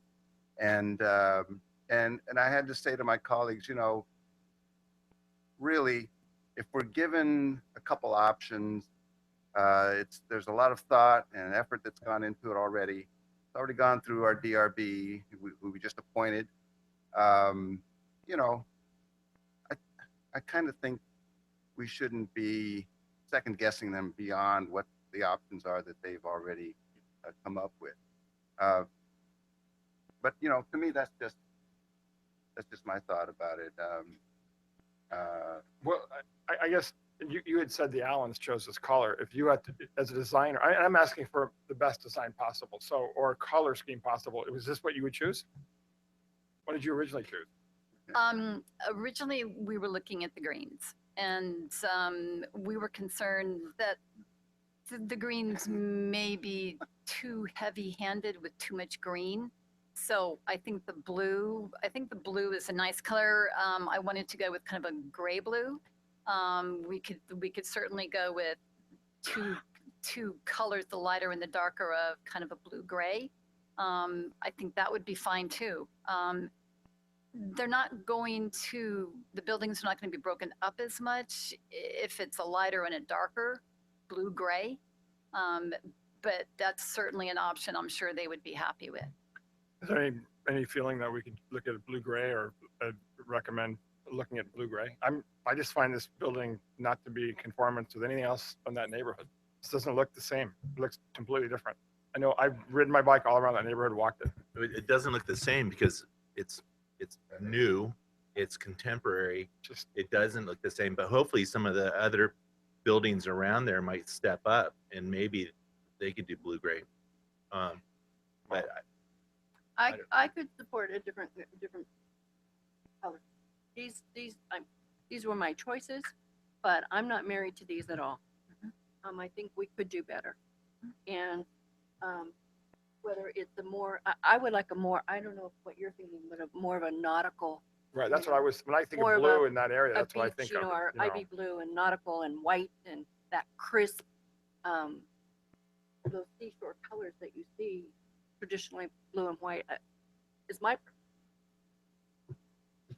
So if it was blue and white versus blue and beige, that would be more preferred? For me, but maybe, and you could give us two other colors or something, or, right, we had colors there on our logo. So anyway. But what do you do if it's blue and white? You're not going to have that contrast with your white vinyl windows. Right. But then what do you do? Put blue trim around the window? I mean, where do you stop? We could potentially do something like that, but you need to be careful with that. You want to, yeah.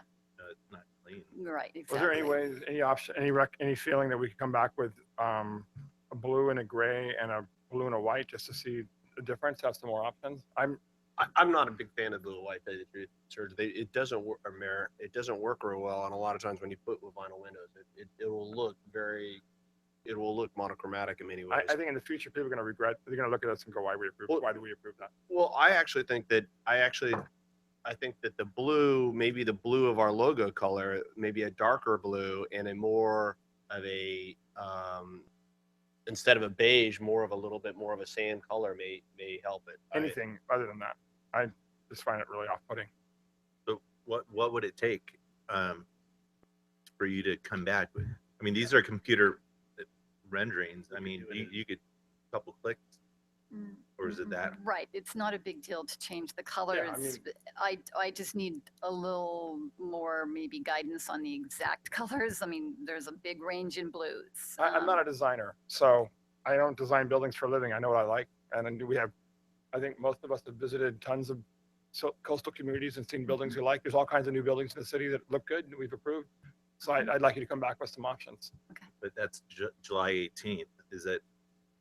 That's a long way away. Isn't that our next meeting? Night. Speaking to the If I microphone. could offer a suggestion, if you were okay with the layout of the building and the design of it, Yeah. if you wanted to recommend approval of the resolution with an added condition, color scheme, return to council for review, that could be done. Absolutely perfect. Thank you, Mr. Foltz. I think Yep. that's an excellent suggestion. Okay, is that something you're doing? Good. Great. Is there a motion? So moved. Second. Please vote. Before you close. Were there any speaker slips on this item? Oh, you know what? I was supposed to, right. We have no public. I was speakers. supposed to close the public hearing. I'm sorry. I'm closing the public hearing. We have to vote again then? All right, thank Council Mayor Pro Tem Bragg and Councilmember West, please vote. My thing won't work. Oh, Or vote. can we do an oral vote, Mr. Mayor? Yeah. Okay. All those in favor, please say aye. Aye. Any opposed? Motion carried by the following vote. Ayes, Patton, West, Bragg, Dedina. Noes, Spriggs. Great, thank you. Now we're moving on to item 5.1.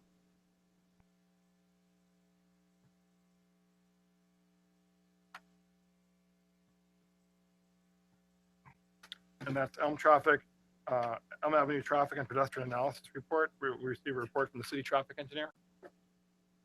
Mayor and Council, we recently completed the Elm Avenue improvements, the 7th to Seacoast CAP project, and part of that project was to improve the pedestrian and safety all along that route.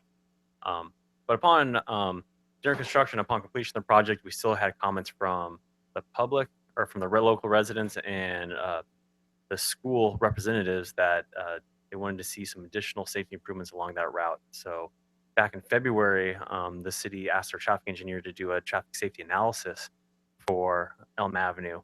And they prepared that report. We presented it to the school representatives for both schools and then brought it to the South Bay Union School District Board and discussed it with the school board. And we received feedback from both meetings we had. And this is the opportunity to bring the traffic safety analysis report that we completed for this Elm Avenue project to City Council for you to see the report that we had, hear the input we've heard from the school board representatives, and then decide what and if any additional safety improvements we want to make for the Elm Avenue project. So I'd like to introduce Dawn Wilson, our traffic engineer. She's going to go through the presentation that we've given at a couple of meetings and then talk briefly about the comments we received, and then we'll open up for discussion and you'll be able to ask any questions of staff or of our traffic engineer, and then we'll hopefully be able to get some direction on how you'd like to proceed on Elm Avenue. So go ahead, Dawn. Great, thank you, Chris. Mr. Mayor, members of the council, my name is Dawn Wilson. I am the contract traffic engineer for the city. It's nice to have an opportunity to present in front of you this evening. We were asked to go out to Elm Avenue and take a look at the conditions, particularly when school is released, which is really the peak condition in this area. And we were tasked with looking very specifically at Carolina, Connecticut, 7th Street, and Elm, and that study area is illustrated on the screen before you today. We were asked very specifically again to look at the operations of the intersections, how the vehicles interact with pedestrians, patterns of pedestrians and patterns of vehicles, to really understand what the issues are and whether or not, very specifically, we thought an all-way stop at the intersection of Connecticut and Elm would be beneficial.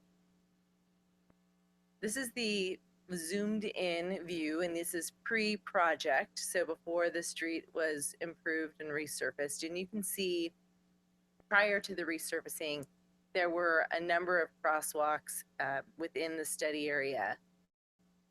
At both Carolina and Connecticut, the crosswalks that are on the west side of the street remain, as does the one that crosses across Carolina.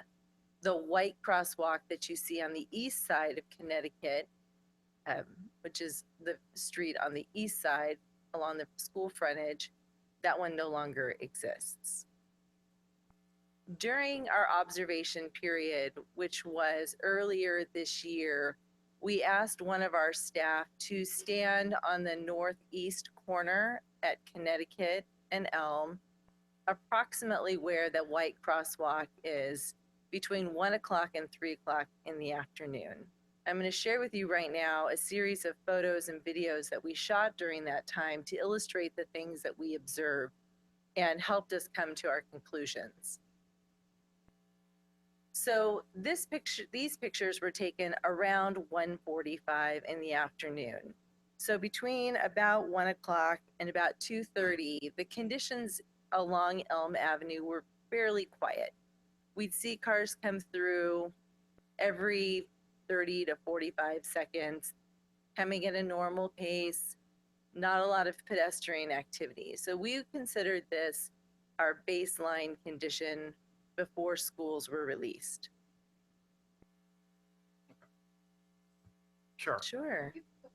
To that slide, this was pre-project. This is Or now. this This is is okay. current. Yes, this was back, I want to say February when we did our study.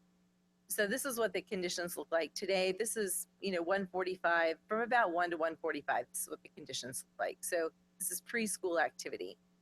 At 2:35, the high school bell rang.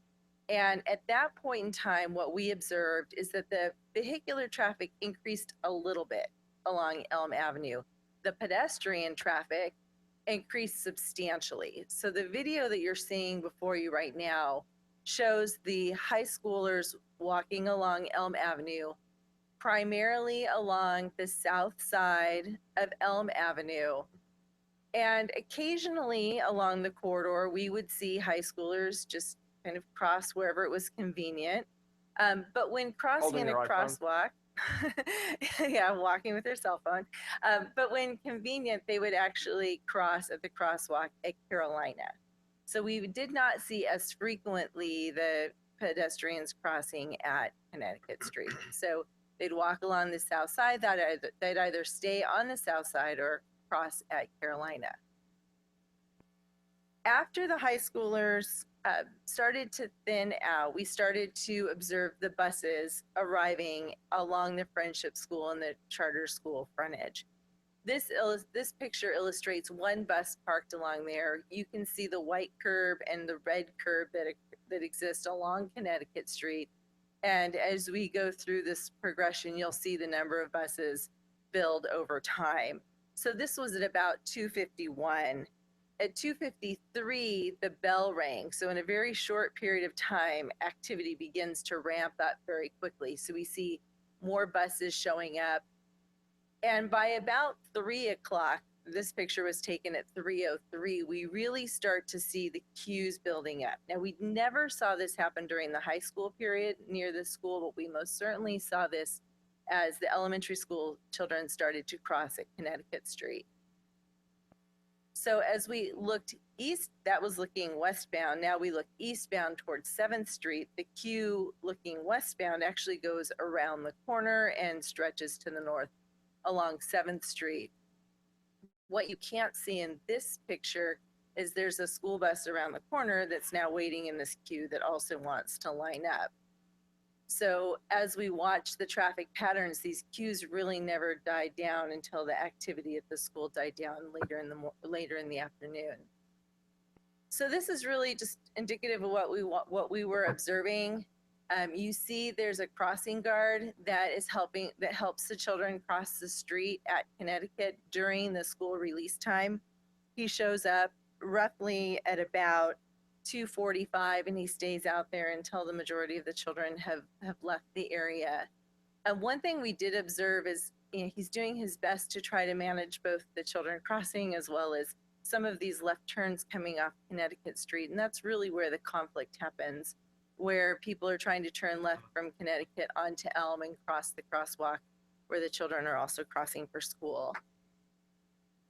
One thing we also observed, and you can see it in this part of the video right here, the buses line up along Elm Avenue And we never saw that as an issue necessarily. However, there is that crosswalk at Carolina, and the buses there block the view of Carolina. So one of our recommendations that we shared with the school district that really isn't in our report is we would recommend that education be provided to the parents and the students and possibly even a staff person to prevent children from trying to cross at Carolina, because there is not really a good line of sight when the buses are there. They do encourage people to go to Connecticut. That's just one of those just recurring educational pieces that we encourage the school district to do. So as I mentioned, when we watched the students cross, most of the high school students remained on the south side of the street. And one of the things that we were asked to look at as well is whether or not it would be feasible where this blue arrow is showing right now to stripe a crosswalk diagonally across that intersection. When Hank and I first went out into the field and he showed, first he showed me the arrow and he said, "Can I put a crosswalk here?" And I said, "Absolutely not. That's in the middle of an intersection." And then we met in the field and I stood there and had a bit of a hard time actually placing where all the streets were, because when you're out there, it does not look anything like it does from the aerial because of the way the streets all come together. And so we stood there for quite a long time, and where that blue arrow is, we started to call it kind of no man's land. It's where Encina comes in to 7th Street. Encina is one-way westbound.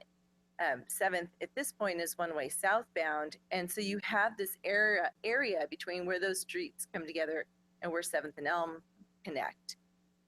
So as we stood there and we watched patterns, I started to really understand what the concern was here, is that didn't feel like a full intersection. It felt like two separated intersections. And the more we talked about it, the more we thought if we were creative, we could come up with a solution that would allow us to stripe that crosswalk. So the solution that we came up with is to create what I'm going to call a T intersection out of this no man's land, where if you were driving up Encina today, you can see where the stop bar is. It is very far from the intersection of 7th and Elm. We're suggesting that you bring that stop bar much closer to that curve in the intersection there.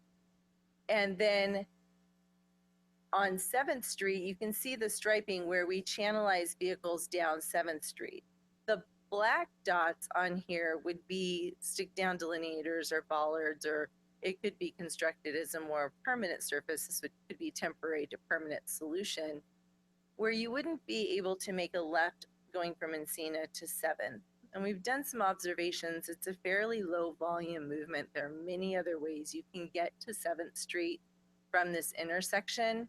And the reason we want to prevent that is if someone's walking across that crosswalk, we don't want a car trying to turn behind them. So that would prevent that movement from happening. So in essence, instead of having these two single one-way streets coming into kind of a broad area, we're bringing them into the intersection and creating more of a T. That would allow us then to stripe a crosswalk on this diagonal, which really matches up with the pedestrian patterns that we observed down the field. So our final recommendations coming out of the report based on what we observed, number one, the first one is to hire a traffic control officer or someone who's actually qualified to control traffic at the intersection of Connecticut and Elm. Our concern is that if the crossing guard is trying to control traffic, and it's actually been fairly effective at allowing people from Connecticut to turn onto Elm, that's putting our crossing guard, who it's not really his role, in jeopardy. We would prefer to see someone who's trained in that role to handle traffic in that way. The second is the restripe I just talked about. And then the third would be to reroute buses from 7th Street to 5th Street. We've talked to the school district about that. They're already starting that dialogue. What that does is prevent a bus that's coming down 7th, coming on Elm, and then trying to make that left-hand turn to go down to Connecticut, which just kind of impacts the operations there. All right, so they would, when they come from like Palm Avenue, they would come from 5th and then make a Yes. right. Okay. Correct. So then they come down Fifth, they'd make a right on Elm, then they'd make a right, which is a much easier Right, okay. movement there. They're not all stuck there on that intersection. Exactly, exactly. So it's really just a rerouting of traffic. We are not recommending an all-way stop at this intersection. Based on our observations, placing an all-way stop at this location, I think will create a more confusing condition than what we have today relative to rights of way for pedestrians and turning vehicles. I also don't believe that during the off-peak, based on the times that we've observed, that it would actually meet the necessary warrants for a stop sign there. And when we place stop signs at unwarranted locations, they tend to have right-of-way violations. People don't follow the signage. They run the stop signs. They get very accustomed to the California rolling stop, and that just creates safety issues that without the all-way stop, I don't believe exist there today. Now, we had the opportunity with the different groups that we've met with that Chris pointed out to receive feedback on these and some additional ideas. So when we met with the school board staff, some things that came out of that discussion, because there was an interest in the all-way stop, and we talked about concerns regarding that left turn pedestrian conflict, which is highlighted with the blue arrow, and you can see where the crosswalk is striped in yellow, is to restrict left turns during school hours with blackout signs or other signage. So in other words, during times when school children are out there, there would be a sign that's posted that says, do not make a left, no left turn during this time. And then when it's dark, you can make a left-hand turn there. And that would help with some of that traffic control issue and those conflicts that we heard concerns about there. There was also an interest in an all-way stop at 7th and Elm. And part of that discussion trended towards waiting until the Sudbury development was fully occupied and traffic patterns adjusted with the traffic signals all back operational in their normal capacity. So we may need to go back out and revisit that. It's an option. I think going around that corner, there could be some benefits there. And I do think you could potentially have enough traffic to warrant a stop at that location because of the different movements. But we'd have to do more analysis to confirm that. The final comments, some of which we received from the school board back in May, was to take traffic calming one step further and look at potentially raised crosswalks at these two locations, which would be helpful in reducing traffic speeds during school and non-school periods, and also help improve the visibility of pedestrians in the crosswalks, both during school and non-school period. And those could be coupled with, or these could be standalone, but the rectangular rapid flashing beacons on the really reflective, highly reflective school crossing signs at those two locations. So this evening, I know we were sharing a lot of information, but we are looking for your direction in terms of which of these recommendations you would like for us to pursue further, or your comments on the overall presentation and our next steps forward. So thank you very much. We appreciate the opportunity to present this evening. Thank you. Any questions, comments? Mr. West? So I think I wanted to great job. Miss Brown over there and hello, and it was I definitely think that I went out there and kind of did my own survey, and I think that there's some problems. The way the stop sign is right now is completely bad. There is you can stop all. I think that I am a big fan of following that sign that out, putting across. I think that was really. Wait, where are you talking about again? The T. Oh, okay. So we're talking about T right now, right? Good. Okay. So, I think that's really all about, that this is a very, this whole area here between 7 and 10 is challenging. Those roads are smaller, a lot of trees that are in there that they really, I do like. I think that it's a good idea that we're going to have to look at this again too when the once the Ninth and Palm project is done, because I think this, every time you put a stop sign out there, it doesn't always work as well as we all think. I mean, stop signs can be good and sometimes they don't work out at all. So I think it's very important for us to look at this again and go back out there and do another study. And I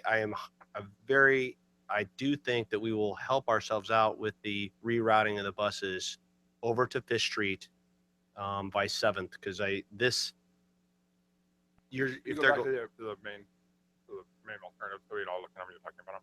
yeah, going back to the with all the bulbs is what he's saying. There you go. Yeah, so I definitely think that rerouting the buses is I'm a fan of restriping the intersection to restrict turns and going to the T. I think also the South Bay School District was not the person that they had monitoring the traffic was not qualified.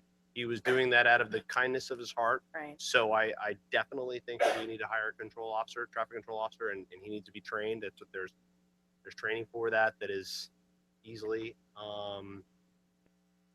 And I think we need to the all-way stop at 7th. Needs to be looked at once now that we've completed the traffic and we get the schools back in.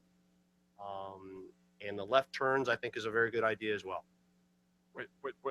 The left turns during school hours with blackout signs, I think that's a great. The no Explain to me left what turn. I don't know what a blackout sign is. It's a time frame, in other words, and it'll say no turning left from school hours of 7 to 9 or 3 to 5. It's an electronic sign that stands on a post. You Okay. can run them solar, you can run them battery power, or connected to your street lights or other electrical sources. I'm not a big fan of the installed crosswalks, raised crosswalks, because people usually what they do is they go to the crosswalk, stop, and then they accelerate, and they actually go faster on the other side when they have it's like almost like a speed bump, correct? That's what the traffic. Yeah, there's speed tables. They're speed tables, so people Mhm. go slow, they get to it, then they accelerate over and try to go faster. So, Right. and I'm indifferent about the rectangular. Thanks. Mayor Pro Tem Beck. Thank you. There's a lot going on Yeah. in this slide right here. So I'm going to try and break it up into, I guess, my pros and cons. I think rerouting the buses Just from so I'm 7th. clear what we're being asked, we're just giving you feedback. We're not voting. So you're just taking notes, right? That's what we're doing, right? We're not being asked to make a formal recommendation. We're looking for direction on what We're you'd like giving us you to direction implement. individually or one motion with 5. We have 1, 2, 3, 4, 5, 6, 7 different recommendations you're asking. So I just want to make sure I'm clear what we're asking. Mr. Hall, what are you asking for? Are you asking for feedback on all 7 recommendations or a package or just feedback and then you're going to come back to us with something more formal? I think that we're looking for direction and coming back with something more formal. I think what we have here is not engineered at this point. So what we're looking back for is for some feedback so we can actually bring back some actual engineered plans that will, some of this may or may not work, or they may not work together. So we want to get your feedback and then we can come back with So some. there's engineering. feedback and there's a resolution. Are you looking just for feedback from everybody so you take some notes and then? We're looking for feedback. Okay, that's no resolution, just feedback. Correct. Thank you. Just to make sure we're all clear about that, because there's like 75 different variations. Okay. Right. One of the said, and I'm not trying to take your question time, but you just said something, Mr. City Manager, that they may not work all together. That is very troubling to me because that's really your job, is to present to us something that that reflect combinations of things that would work and not include in it things that wouldn't work. That's your expertise. That's not ours. And that gets to the question of, all of us, giving our best thoughts and suggestions, but if we're not traffic experts, so we don't know what works compatibly together and what doesn't. If I could just respond to that real quickly.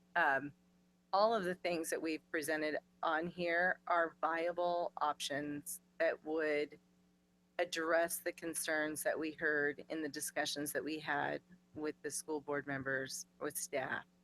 Our original recommendations stemming back to what we presented in our report are the first three things that we include, that I presented. So going from a crossing guard to a traffic control officer, rerouting our buses, and then restriping the intersection. We heard a lot of concern, different safety concerns from those stakeholders, and that stimulated discussion that we had with those folks that led to other things that were speed reduction related, and off school peak period concerns, and just in general things that might mitigate not having a stop sign there that would address the concerns that the feeling was a stop sign could resolve. So I think Mr. Hall is correct in the fact that if we tried to throw everything in there at one time, you could end up with a plan that isn't perfect. But if there's something on this list that you're absolutely opposed to, for example, speed tables, they can create noise, they can be emergency vehicle issues. We'd want to hear some direction in terms of look at this further or not. That way we can take a good close look at that to check the feasibility. With those, for example, spacing could be a challenge because they're so close together. Thank you. And thank you for righting this ship that appeared to become unmoored. I think that your three recommendations are something that I could totally support. There's a lot going on there, and I think if to incorporate all of those would be confusing at best. I do have a question about the traffic control officer. Who would be funding that? Would that be a city function or a school district function? Mr. Hall, would you happen to know? Yes, And, it would be a school district function or a city function. okay, I would guess that if we are proposing that solution, it would be a city function. okay. So many of our previous projects have been funded by grants, the safe route to schools, that type of thing. Would you foresee any of that opportunity in this project anywhere? I think that the diagonal striping across the intersection, when I first heard about it in other areas, I was just not sold by it at all.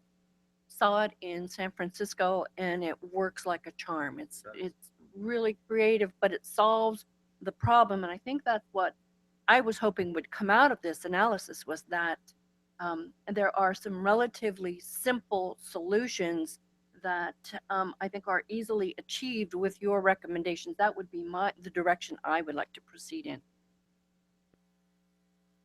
Very sensitive. Thank you. Mr. Briggs.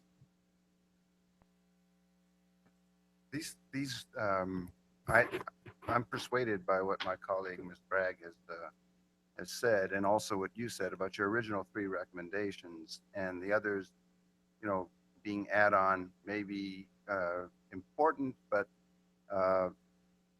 I'm for phasing things so that we get some real data, real experience in terms of what worked. And I think the traffic control officer, the restriped intersection, the diagonal, and the rerouting the buses, those seem to be, critical things that need to be done to enhance safety for the kids, the high school kids and the primary school kids. Very important that we look at their safety first and foremost here. I've prior to this meeting and prior to other discussions about Elm Avenue, I've spent some time there and I've parked and kind of watched traffic. And I'm amazed at the speed at which people drive up and down Elm. And so I'm sympathetic to the idea of traffic, of speed management, or whatever you want to call it. Whether raised crosswalks are the best solution or not, I don't know. But this is a heavy kid zone. And in our last meeting, there was also discussion, it didn't come up this time, about people making U-turns on Elm during all of this stuff going on, right? Because they happen to be coming from one direction and they want to pick up their kid on the other side of the street, so they're just going to make a U-turn and all that. So, I don't know what we would do to address that sort of thing and how frequent that is. That wasn't mentioned in your video. But I think the question of speed and kids, these two things have to be separated. And one of the number one concerns that I've seen in different neighborhoods is, and this is not school zones, this is residential, is speed in the residential streets of Imperial Beach. And we've all of us have been out, hear that all the time. Everybody wants speed bumps. Every family that's got kids is worried about that. So our main kid zone here, really, we need to take a look at that. So I wouldn't say do it now, but I would ask that, my suggested guidance would be that you really take a look at alternative ways of managing speed on Elm Avenue all the time. So that, and we talked about this last time, so it becomes a culture. You just aren't going to drive 40 miles an hour in that area, or 35. We just have to change the culture of driving up and down Elm Street by these schools. Okay, but right now we're focused on the recommendations for this traffic control. So Right, and so the speed bump issue is on the table, and I'm suggesting not necessarily that we do that, but that we look at ways of managing speed. So we're talking about a segmented two-phase approach, one where we adopt the sort of traffic control measures, the three sort of potential recommendations, and then a second phase, which has to do with more about the speed on Elm Avenue. Okay. Yes. Thank you for the presentation. I'm curious, what did the South Bay School Board, what were their words? Yeah, I'm an educator. I've been an educator for 24 years, and I know that area, and kids, and we're all, know how important it is. What did the South Bay School District board and superintendent, what did they want? So some of the things that are included on the slide, it became a discussion. We gave a very similar presentation with the exception of this last slide. And we explained some of the other elements that came out of the previous discussion. There was interest still about having a stop sign at this particular location. There was no specific direction one way or another. It was like, thank you, here's our feedback. We took notes specifically from that meeting.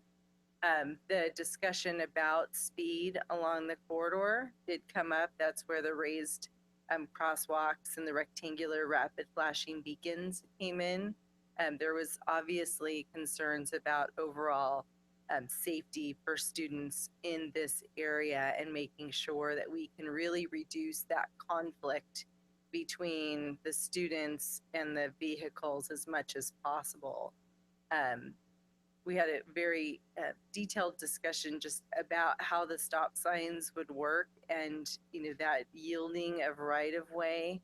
And I think there was just some differing opinions about how that might operate, but we're still standing by our recommendation that we don't believe a stop sign would function in the way that you might expect, especially during a high pedestrian activity time like a school release. The crossing guard or the safety patrol would still need to control traffic to some degree because it just complicates things when there's a large volume of pedestrians. Councilman Patton, I do want to make it clear though that before, during, and after, there has still been a request to put a stop sign here. And that's the point I was trying to make. If you're going to put a stop sign here, then do you still hire a traffic engineer, or do you let the road regulatory sign regulate the traffic, or do you do both? So some of them are a little bit incompatible. That's why we're looking for direction. What direction do you want to go? Because some of them don't fit together. Well, yeah, no, I'm not as saying, nicely as I'm not some saying do others. them all. Like you said, these are options. You were there the one day filming. And that's like a little snapshot. And they're there. The school board, they're there quite often, I imagine. And I would imagine, hopefully, you were there more than one day. We have been. These are just snapshot pictures of the day that we filmed the activity. Right. I'm concerned, that a lot of people want the stop sign. I was looking at your pictures of the vehicles queuing just at crosswalk. Mhm. If you had stop signs, did you look into if you put always stops there, how would that queuing be affected? Would it, So we have not done a vehicular count at that location to be able to get to the point of evaluating that. But what I can tell you is that those queues would form when students were in the crosswalk, because the east-west direction is not controlled. Once the crossing guard would clear, and he would usually allow one left-turning vehicle, which would, maybe there was one or two queued at any given time on Connecticut during our observations. And I've observed that more than once now, where they get one or two cars through every time, and then the traffic would just then flow on Elm. If we put a stop sign there, when the crossing guard would leave, every car after that would need to then stop at that stop sign. So most likely, although I don't have data to support this, my gut as a traffic engineer would tell me that the queues would be much longer than they are. And it's my understanding that during construction, one day or multiple days, there was an always stop installed there. And we've received feedback from the schools in the area that the queuing and the operations were worse during that time. Now, it could be a combination of the construction plus the temporary stop, but it doesn't surprise me to hear that feedback from them. Just stop signs by nature will create those kinds of queues. okay, so from what you presented today, if you go to slide 13, I'll give my 2 cents of what you've offered today. I like the T idea. Rerouting the bus, restriping diagonally, that seems more efficient. Traffic control officer, I'm still unclear on blackout signs. I don't know what those are, and I can't even envision what you were talking about. And I do like raised stop sign or crosswalk with lights in them. Is that what we have on 13th Street? I can't picture that either. That's like a big lump. Where Central School is? Not that raised. That's raised on steroids. I'm just saying. Just It doesn't have to be that high. it does not have to be car damage. I'd like to see like a photo of one. I can't envision what you guys are talking about. So I think that's it. You got that? Yes, thank you. I feel like I'm at McDonald's. Go back to those rooms. So, yeah, I guess we're just giving you recommendations. So it seems to me, it's what I'm hearing, there's consensus about rerouting the buses, the T intersection being restriped. Interest possibly in traffic control, but questions about financing and who funds that. My issue would be equity. Does that mean that every school gets a traffic control officer? Because I'll tell you what, Central School, that whole 13th Street area is problematic. And, so that's something we have to think about, and we don't even know the cost of that.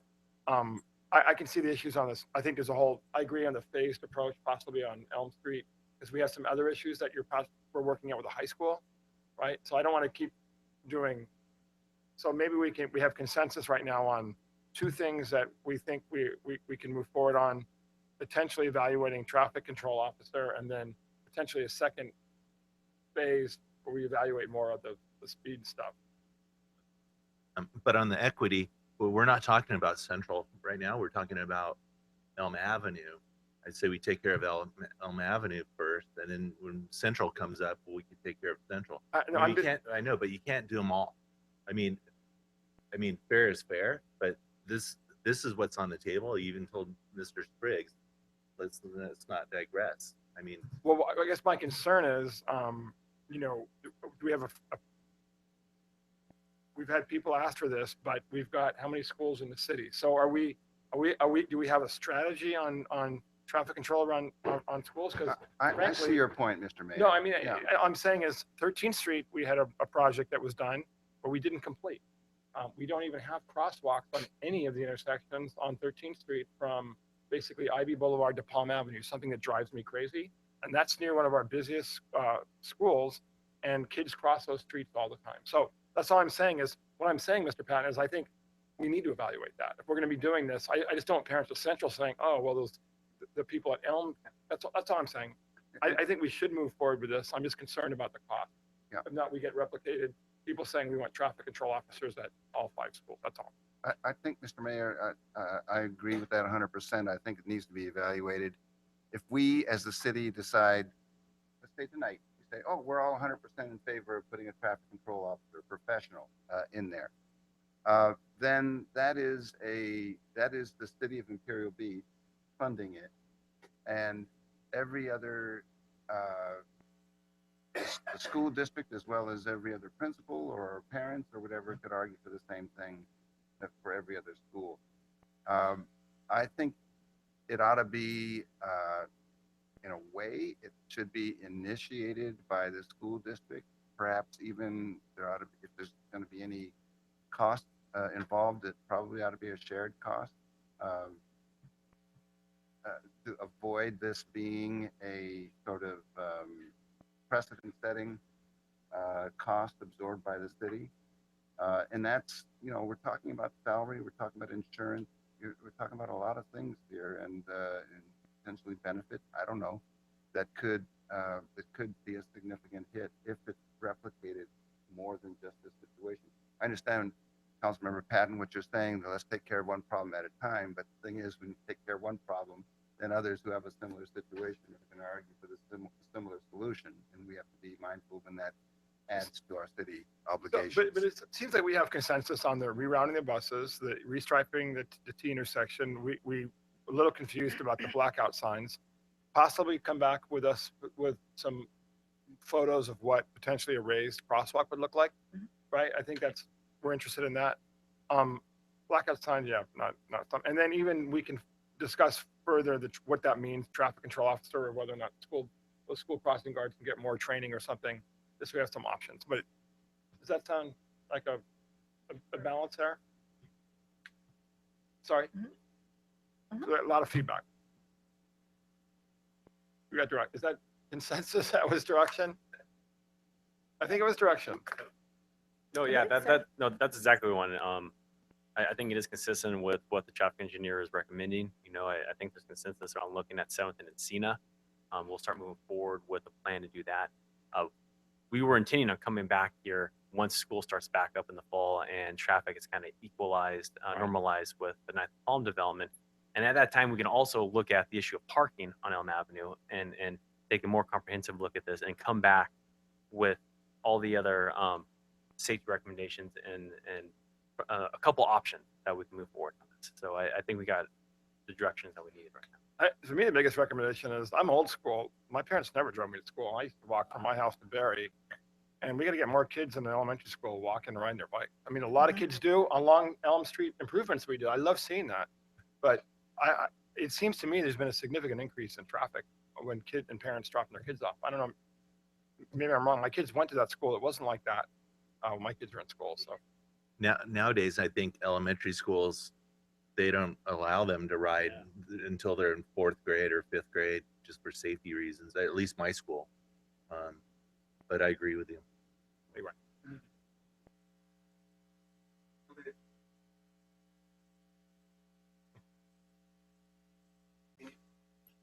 Right.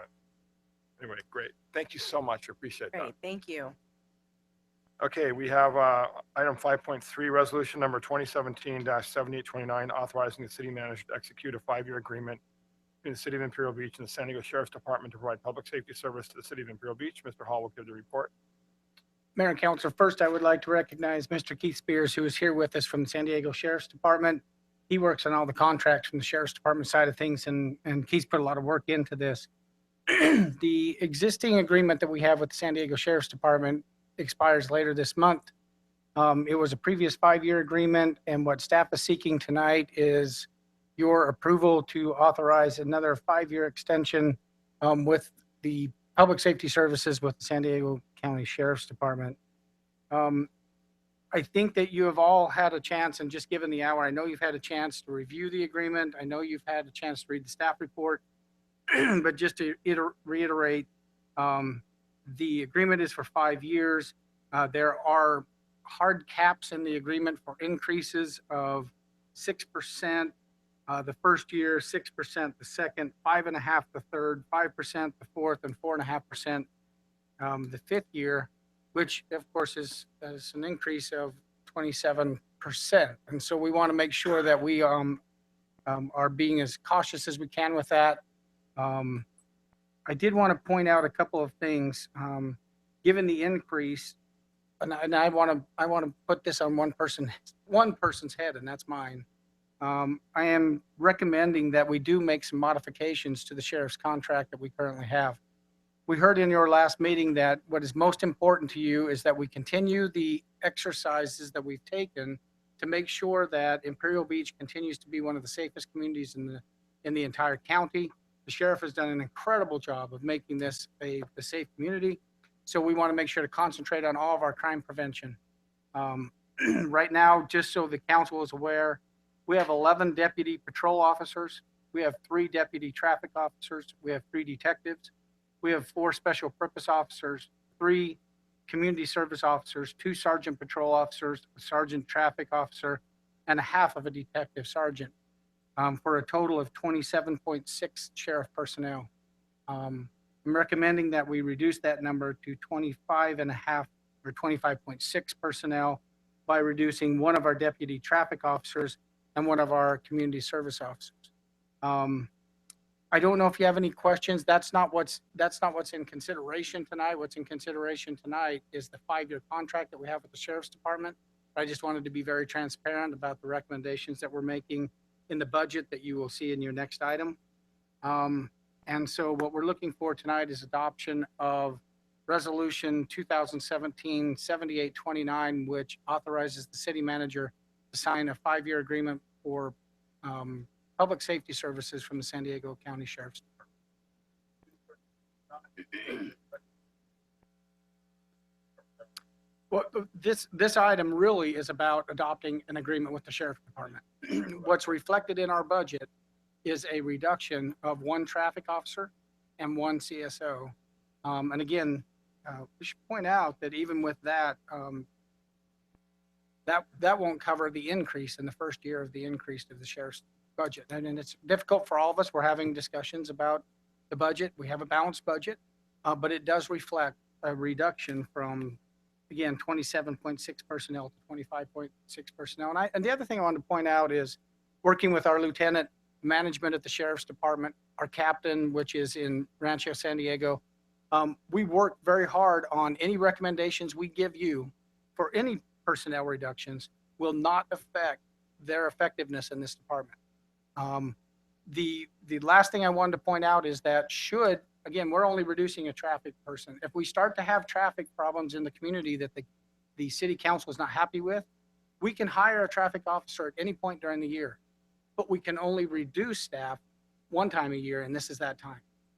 So we're taking that step. If we find out that the traffic is just not what the council wants it to be, we can consider rehiring that traffic officer. So I just wanted to make that clear.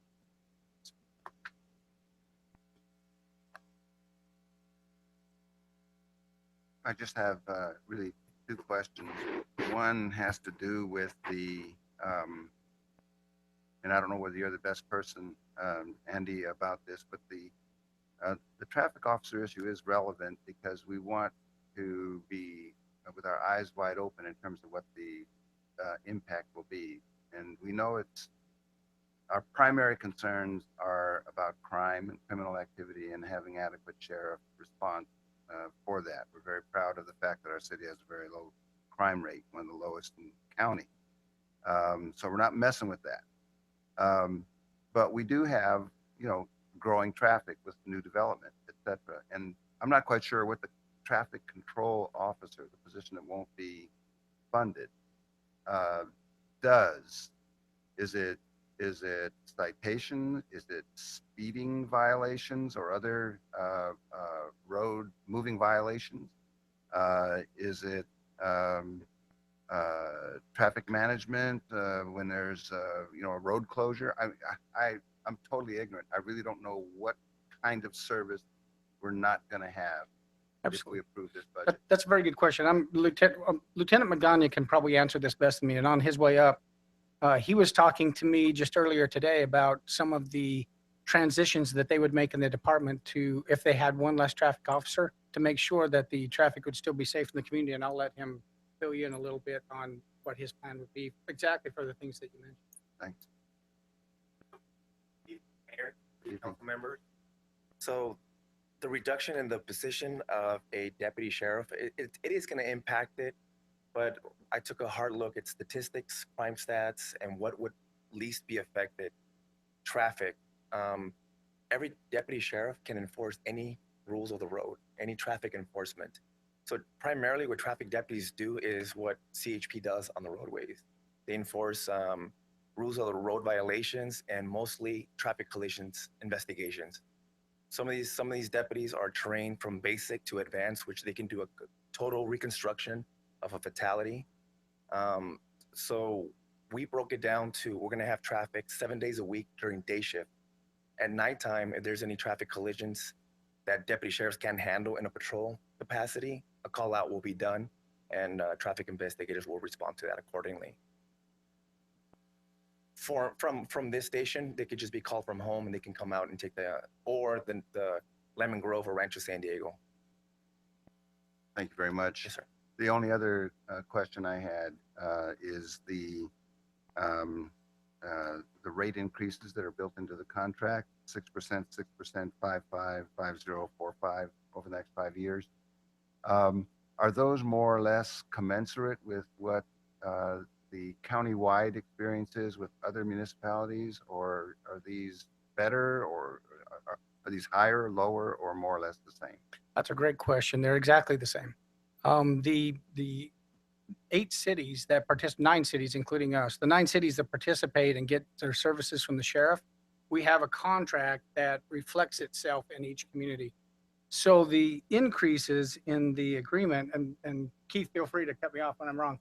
The increases in the agreement are consistent across cities. What's different is that the way this is built is that each community has a menu of services that we can order. We can order a certain number of traffic officers, a certain number of detectives and whatnot.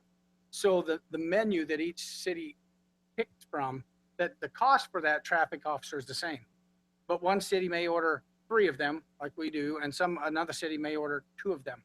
And so the menu is the same, but the makeup of the jurisdiction is different in each one of those cities.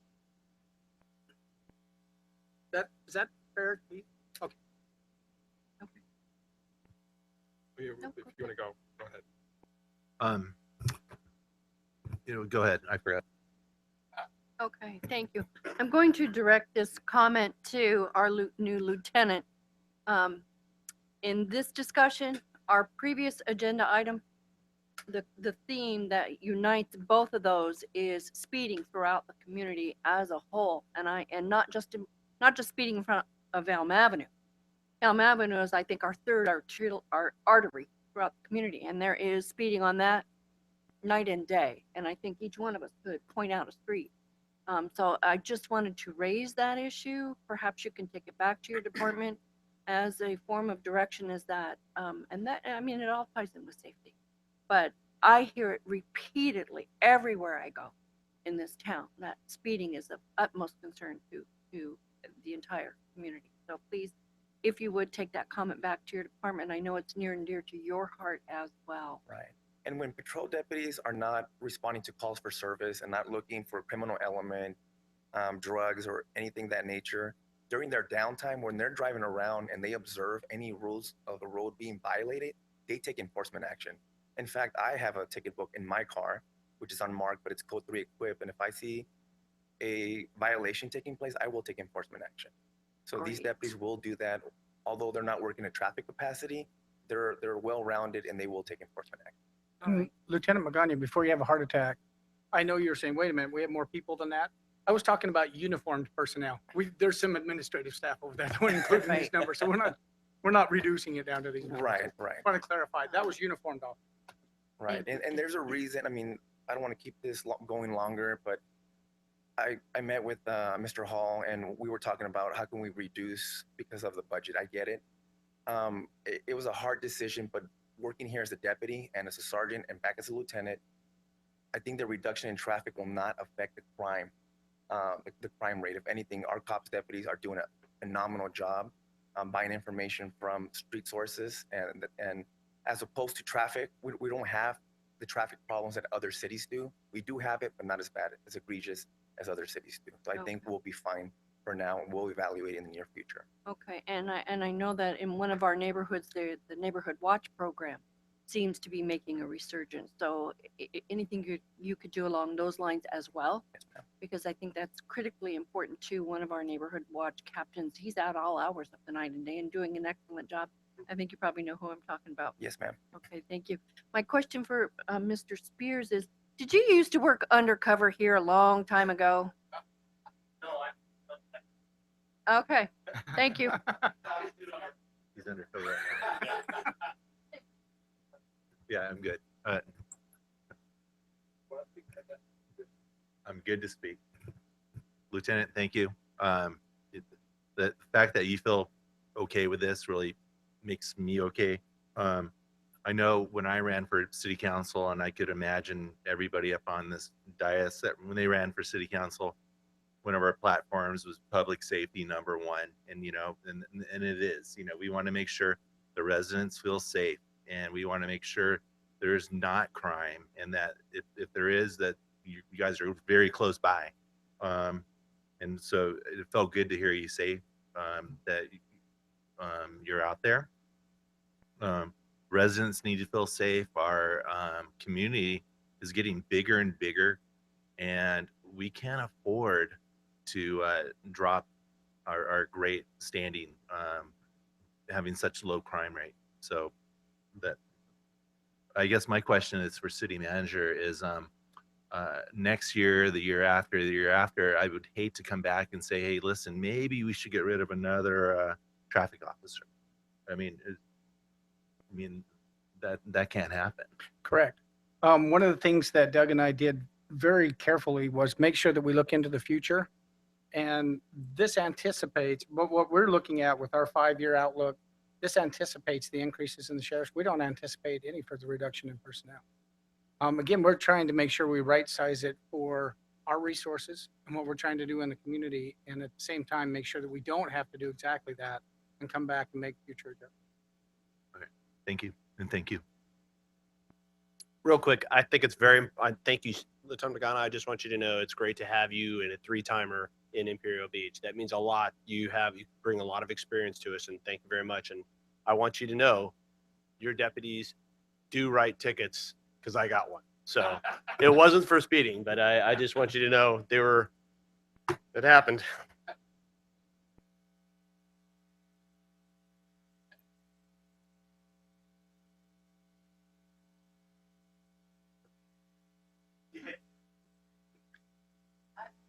So again, Mayor and Council, just to reiterate, what we're really talking about tonight is the adoption of a resolution that would allow us to continue our relationship with the San Diego County Sheriff's Department and looking for a 5-year agreement with Resolution 2017-78.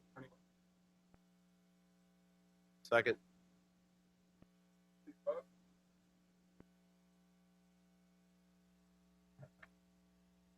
Motion carried unanimously. Quite some big stuff.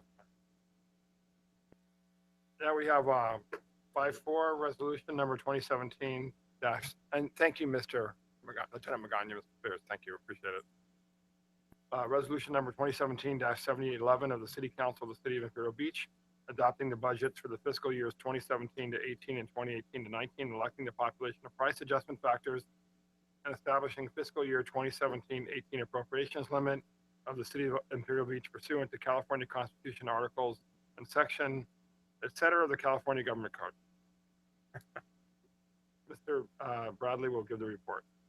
Good evening, Mayor and Council. The title is lengthy, but really what we're doing here is adopting the budget for fiscal years 18 and 19.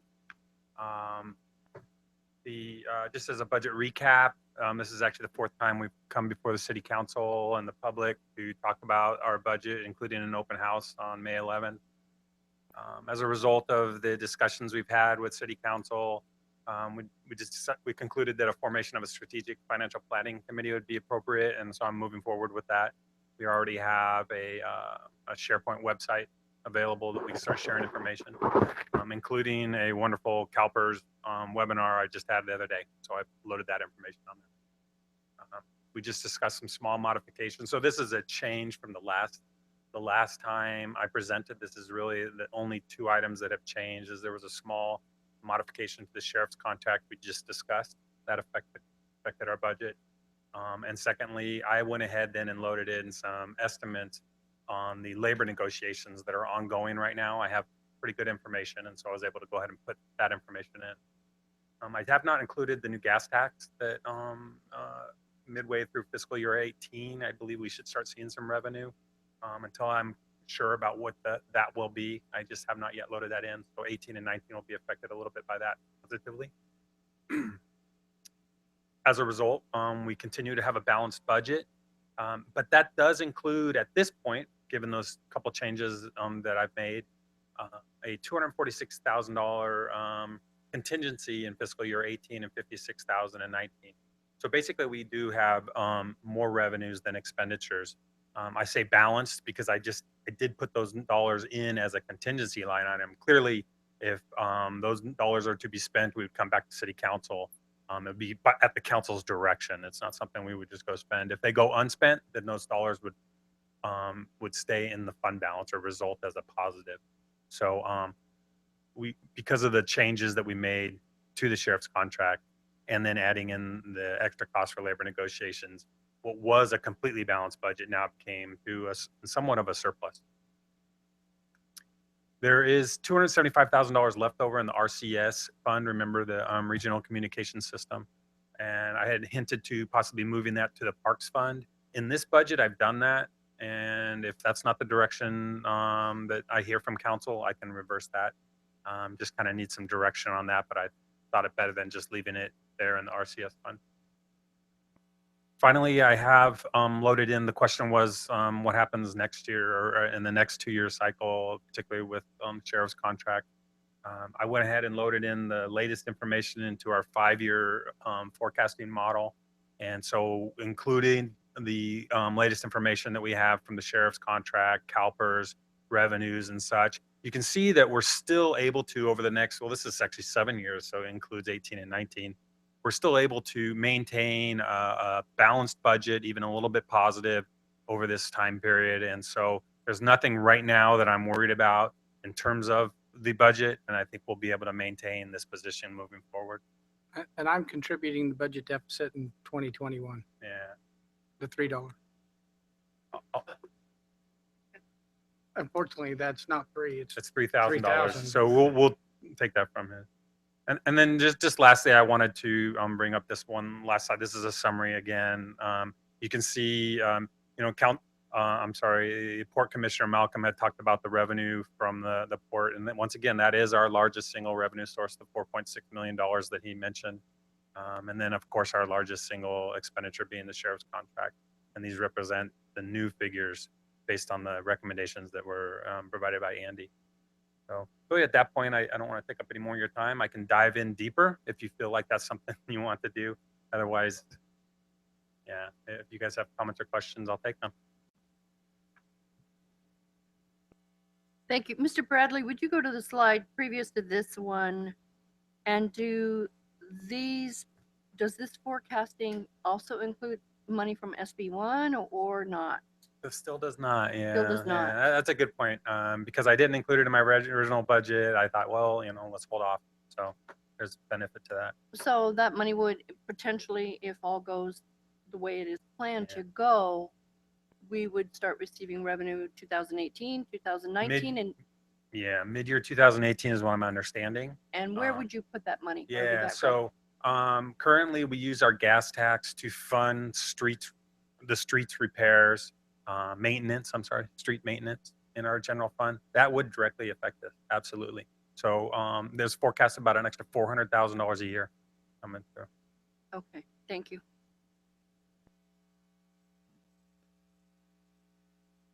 Thank you. I think that SB1 money, would be earmarked or is earmarked for those kinds of purposes. So it's not really kind of general fundish. It's kind of focused on transportation related expenses. Is that right?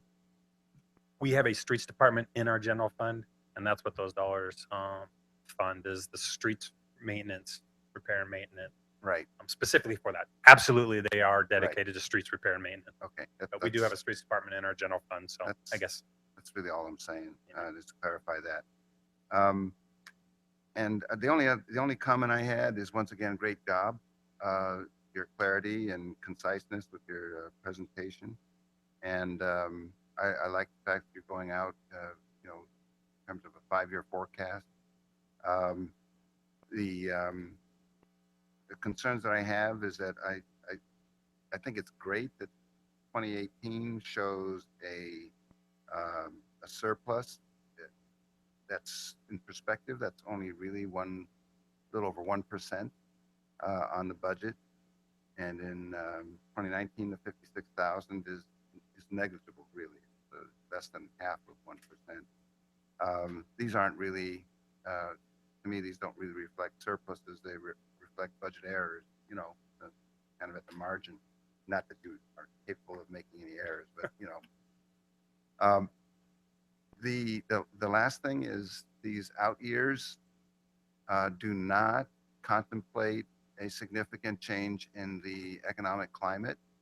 And because we haven't had a recession in California for 8 years, which is probably an all-time record, we're really living on borrowed time. And this isn't just Imperial Beach. The economic cycles are there. You can look at them going back into the past. We can't predict them by year. It's not exactly a smooth curve or sine wave or whatever, but it is they are inevitable. And because we can't predict them, I can see why you don't forecast them per se. You're just conservative in your assumptions. So I wouldn't be too, you know, confident that we're not going to have some potentially difficult discussions regarding our budget, you know, 2, 3, 4, 5 years from now. And I wouldn't think that, and I think that in order to keep up with the expenses that are increasing, we still have to really look at that economic development planning process that you alluded to earlier, and make sure that we have a growing revenue stream to ensure that our city can weather whatever storms there may be in the future from the budget cycle. Thanks. Great. Just one comment. People obviously have a lot of trust in this because there's not one member of the public here, and I don't count Mr. Pilgrim or no, they're quasi-official. So, you know, we did a great job of outreach, and I'm sure that's a good sign and bad sign. But even with the Elm Street issue, we had no members of the public commenting. So it's fine for us because we have to move this forward. But it's just something to think about. You know, either people really do trust us, and that's good, or the fact that we just got to get more people engaged. But anyway, and that's irrelevant. Let's move on. Entertain a motion to adopt resolution number. We didn't have any public speakers slip. Number 2017-7811, adopting the FY 2018 and FY 2019 citywide budget. So moved. Please vote.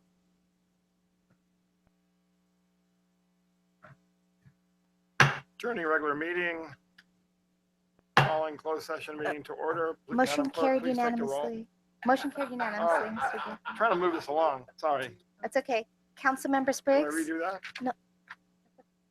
Councilmember Okay. Spriggs? I'm taking roll. Okay. Councilmember Patton? Thank you. Thanks. We got the thing. Oh, we're doing the roll? Yeah. Thank you. Here.